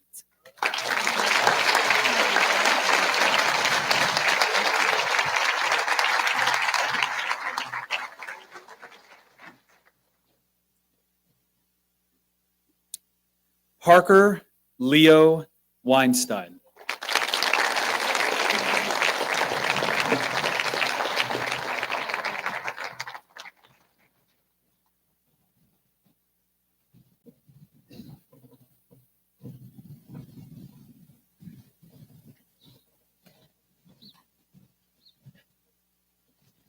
Good afternoon. I'm Jack Weinstein, Parker's older brother. I want to acknowledge that people often start by congratulating the graduates. However, I'm going to start by congratulating you all for making it to the W's. For those of you still paying attention, congratulations. We're almost there. Now, about Parker. Do you know anyone that could tell you with great pleasure that the oldest person on record was Gene Calment, who lived to be 122 years and 164 days old? Or perhaps someone that could practically recite the Wikipedia article for the tallest person in history, Robert Wadlow? Well, I do, and that's Parker. I've spent the last 17 years listening to him rattle off dates of death and random facts about people I've never heard of. However, he is so much more than his knowledge. Often the quietest person in the room, Parker is frustratingly intelligent. Between the two of us, he knows 100% of the answers and only speaks 20% of the time. In contrast, I have about 20% of the answers and speak more like 100% of the time. This dynamic often leaves Parker to correct me when I've misused a word or been inaccurate in remembering a particular fact. And when he does correct me, which he has to do more frequently than I'd like, it doesn't come from a place of arrogance. He's never made me feel bad, at least not when I didn't deserve it. And it's not just me. Parker's talent for teaching and explanations is apparent in his ability to work with young kids.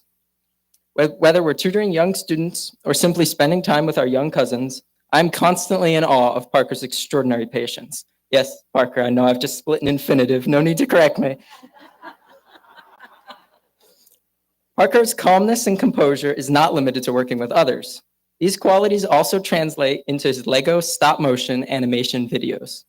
In making these, he spends countless hours taking pictures of minute movements of Lego minifigures.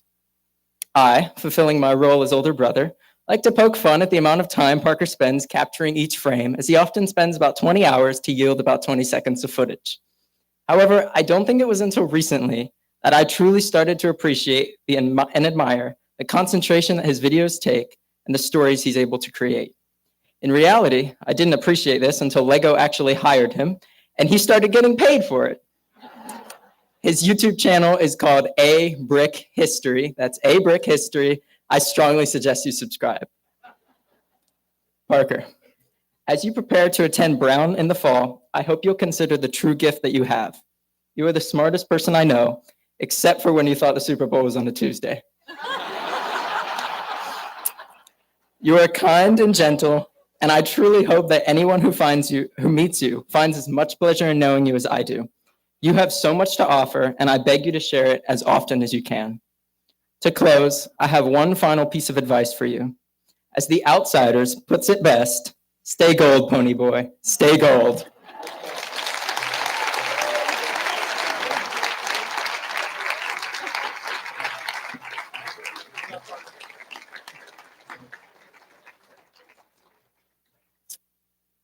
Christopher Wade Williams.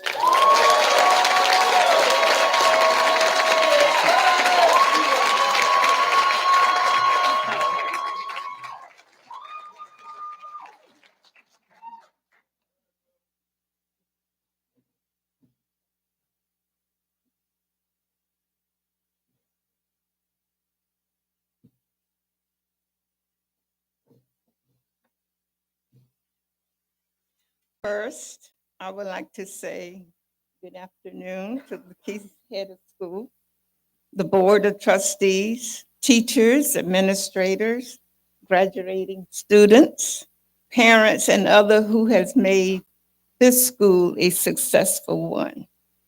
My name is Virginia Gilmore, and I am here to speak on behalf of my grandson, Christopher Williams.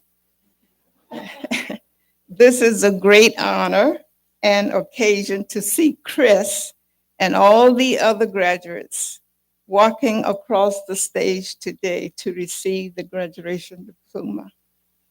This is a milestone and the beginning of a new chapter in your life.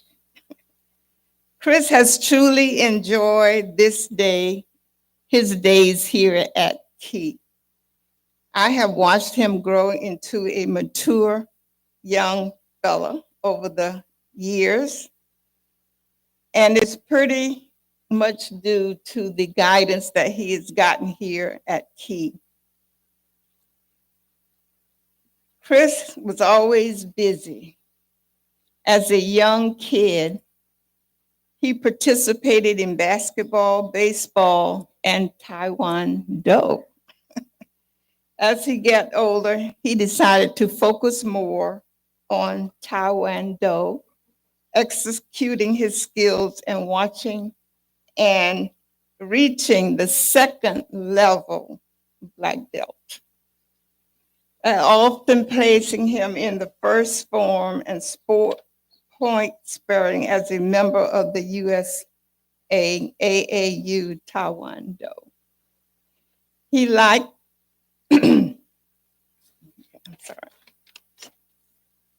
He was on the national team, and that was a remarkable accomplishment.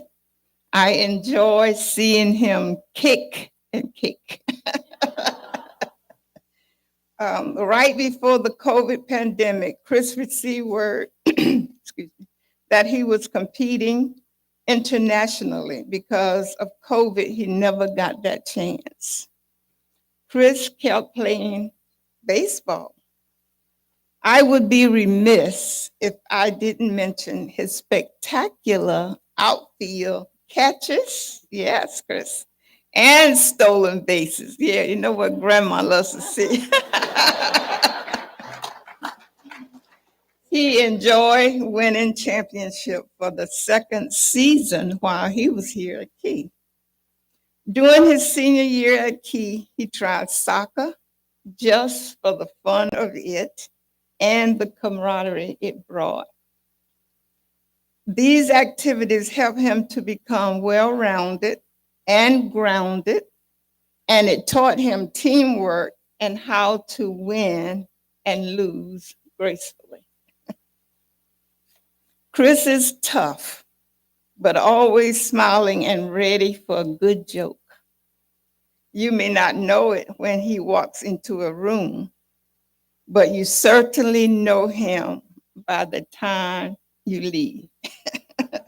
He meets everybody. His personality is as big as the room itself. From kindergarten to junior high school, I had the pleasure of taking him to school and picking him up daily.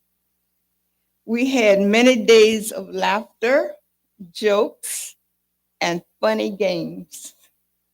Not sure how it came to be, but our favorite joke was, how did the chicken cross the road?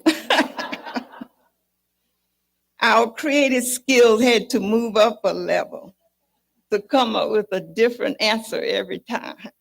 If I say the same answer, he'll say, Grandma, you said that before. He may not acknowledge it, but I think he liked it. Not only did he like the chicken games, at Halloween, he was a chicken.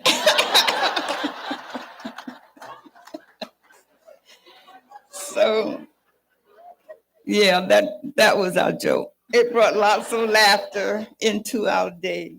It's been said that laughter is good for the soul. Laugh, love, laugh, and live is a good motto to live by. So I say to Chris and the graduating class, as you step into the next phase of your life, make it fun and enjoyable, but mindful of others and courteous to all. So today, Chris, we celebrate your achievement.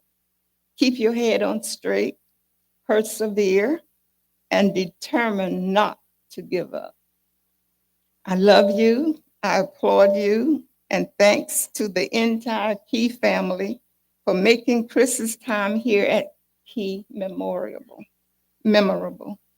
Again, congratulations to you, Chris, to your parents, Katrina and Arthenius Williams, Sister Haley, and other relatives and friends here today.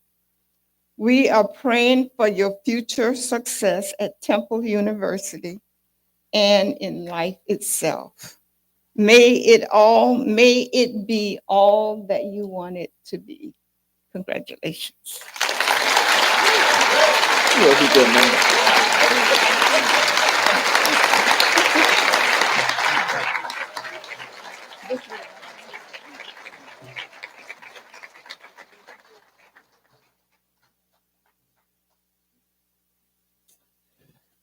Chelsea Frances Wood.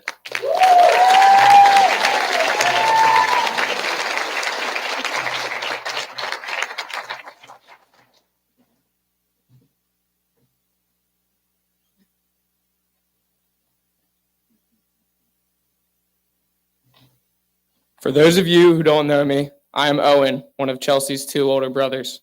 I have to admit, when Chelsea asked me to give this speech for her, I was pretty surprised.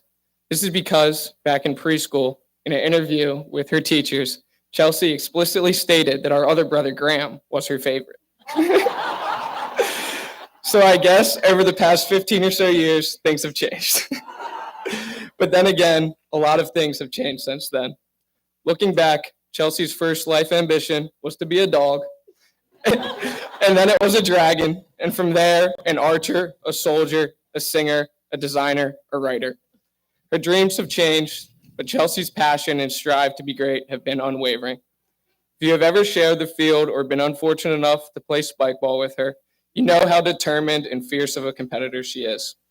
It pains me to admit this, but as an all-conference athlete in soccer and lacrosse, I think Chelsea has the right to the claim of best athlete in the family.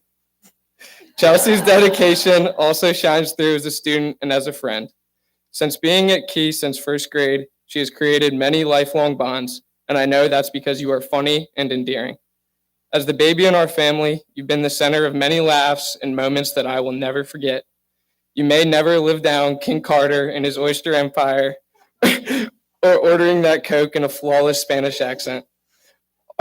All jokes aside, our whole family is so proud of you and all that you've accomplished. I know it can't have been easy growing up with us, but you've done a great job so far. As you step into the next chapter in life, I want to offer you some advice that I hope will serve you well as you continue to chase your dreams, whatever they may be.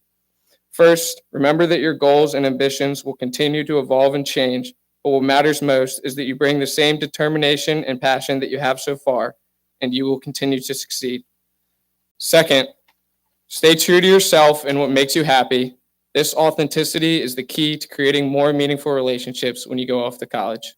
Lastly, cherish the friendships and bonds you have formed. These connections are so incredibly valuable and can be your support system that helps you love a bad day just as much as a good one. Chelsea, I love you. We are all so proud of you. Keep shining bright and never stop striving for greatness. Congratulations. I cannot wait to witness all the amazing things your future holds.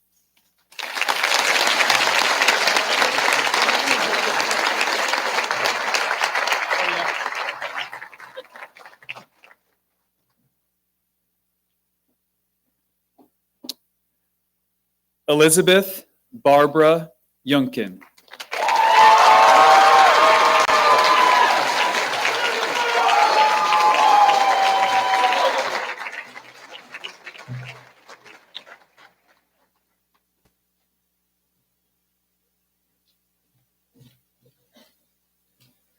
You've made it. You too. We're near the end of today's ceremony, and Elizabeth is used to this by now. It's never easy being at the end of the alphabet.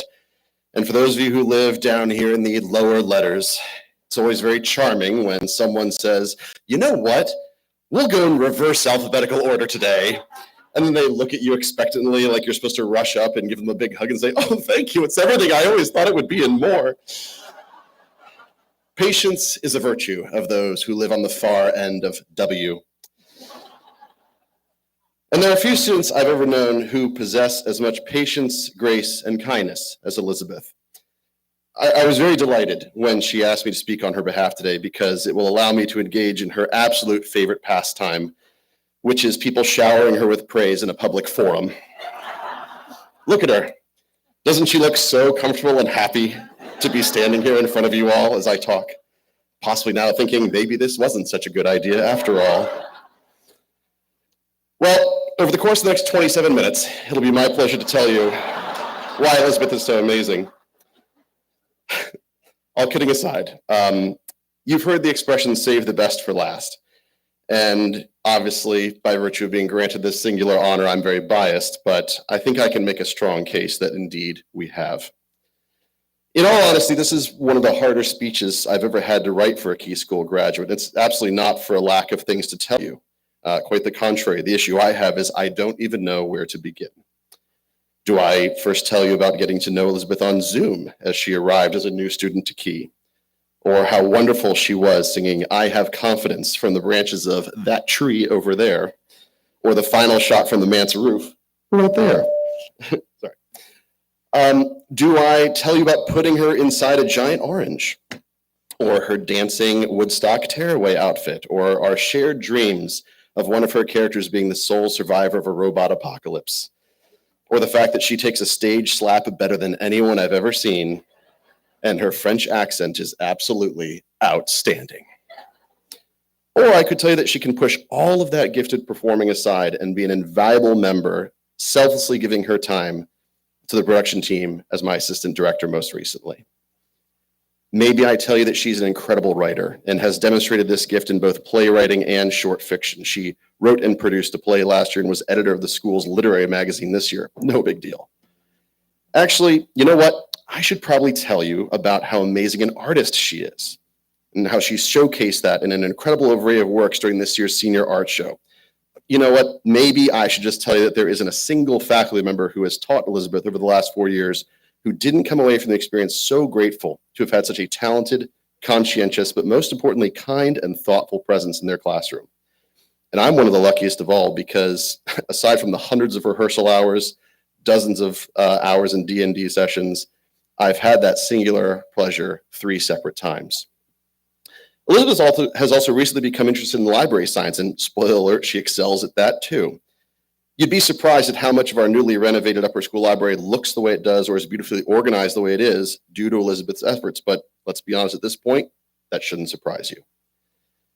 Trying to describe what makes Elizabeth so wonderful is like trying to describe the contents of one of the world's great libraries.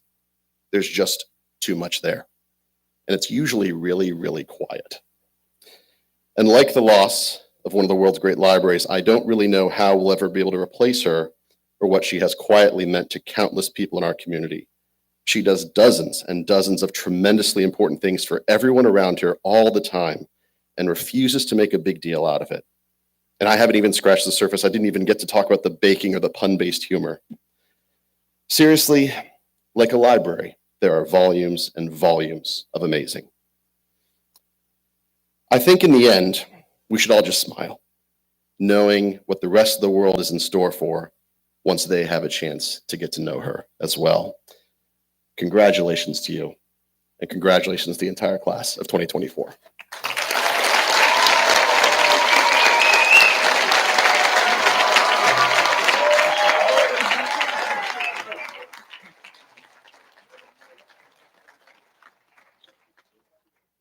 I now invite Andrew Baker to share a closing message.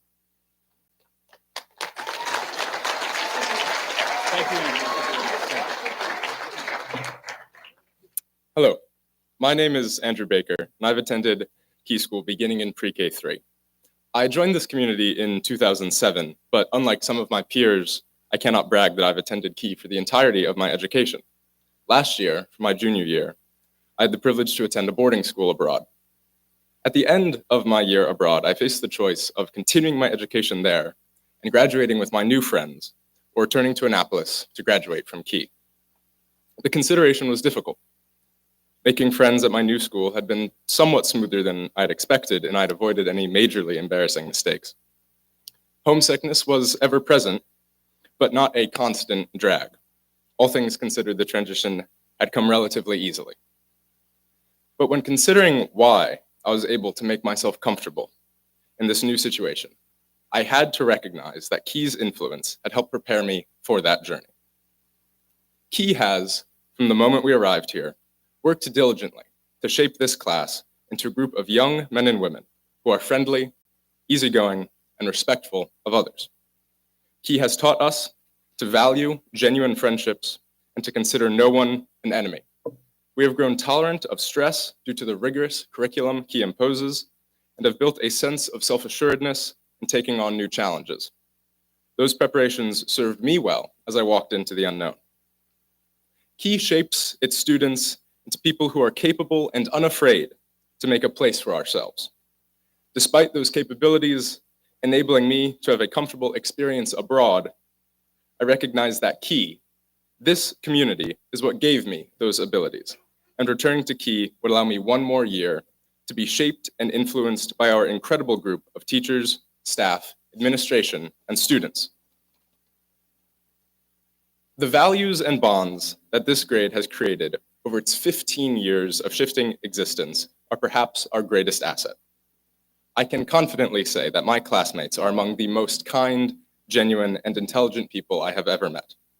This grade, as our families, teachers, and friends have attested in their speeches, is a remarkable group of young people, destined for remarkable things. In just 3 months, this class will disperse far across the country. As we go into the world, our Key School education will enable many great accomplishments. But more importantly, in my mind, the kindness and empathy that we have taught each other will guide how we go about our lives and ensure that with each step we take away from this small school, we'll be making this world a better place. Thank you.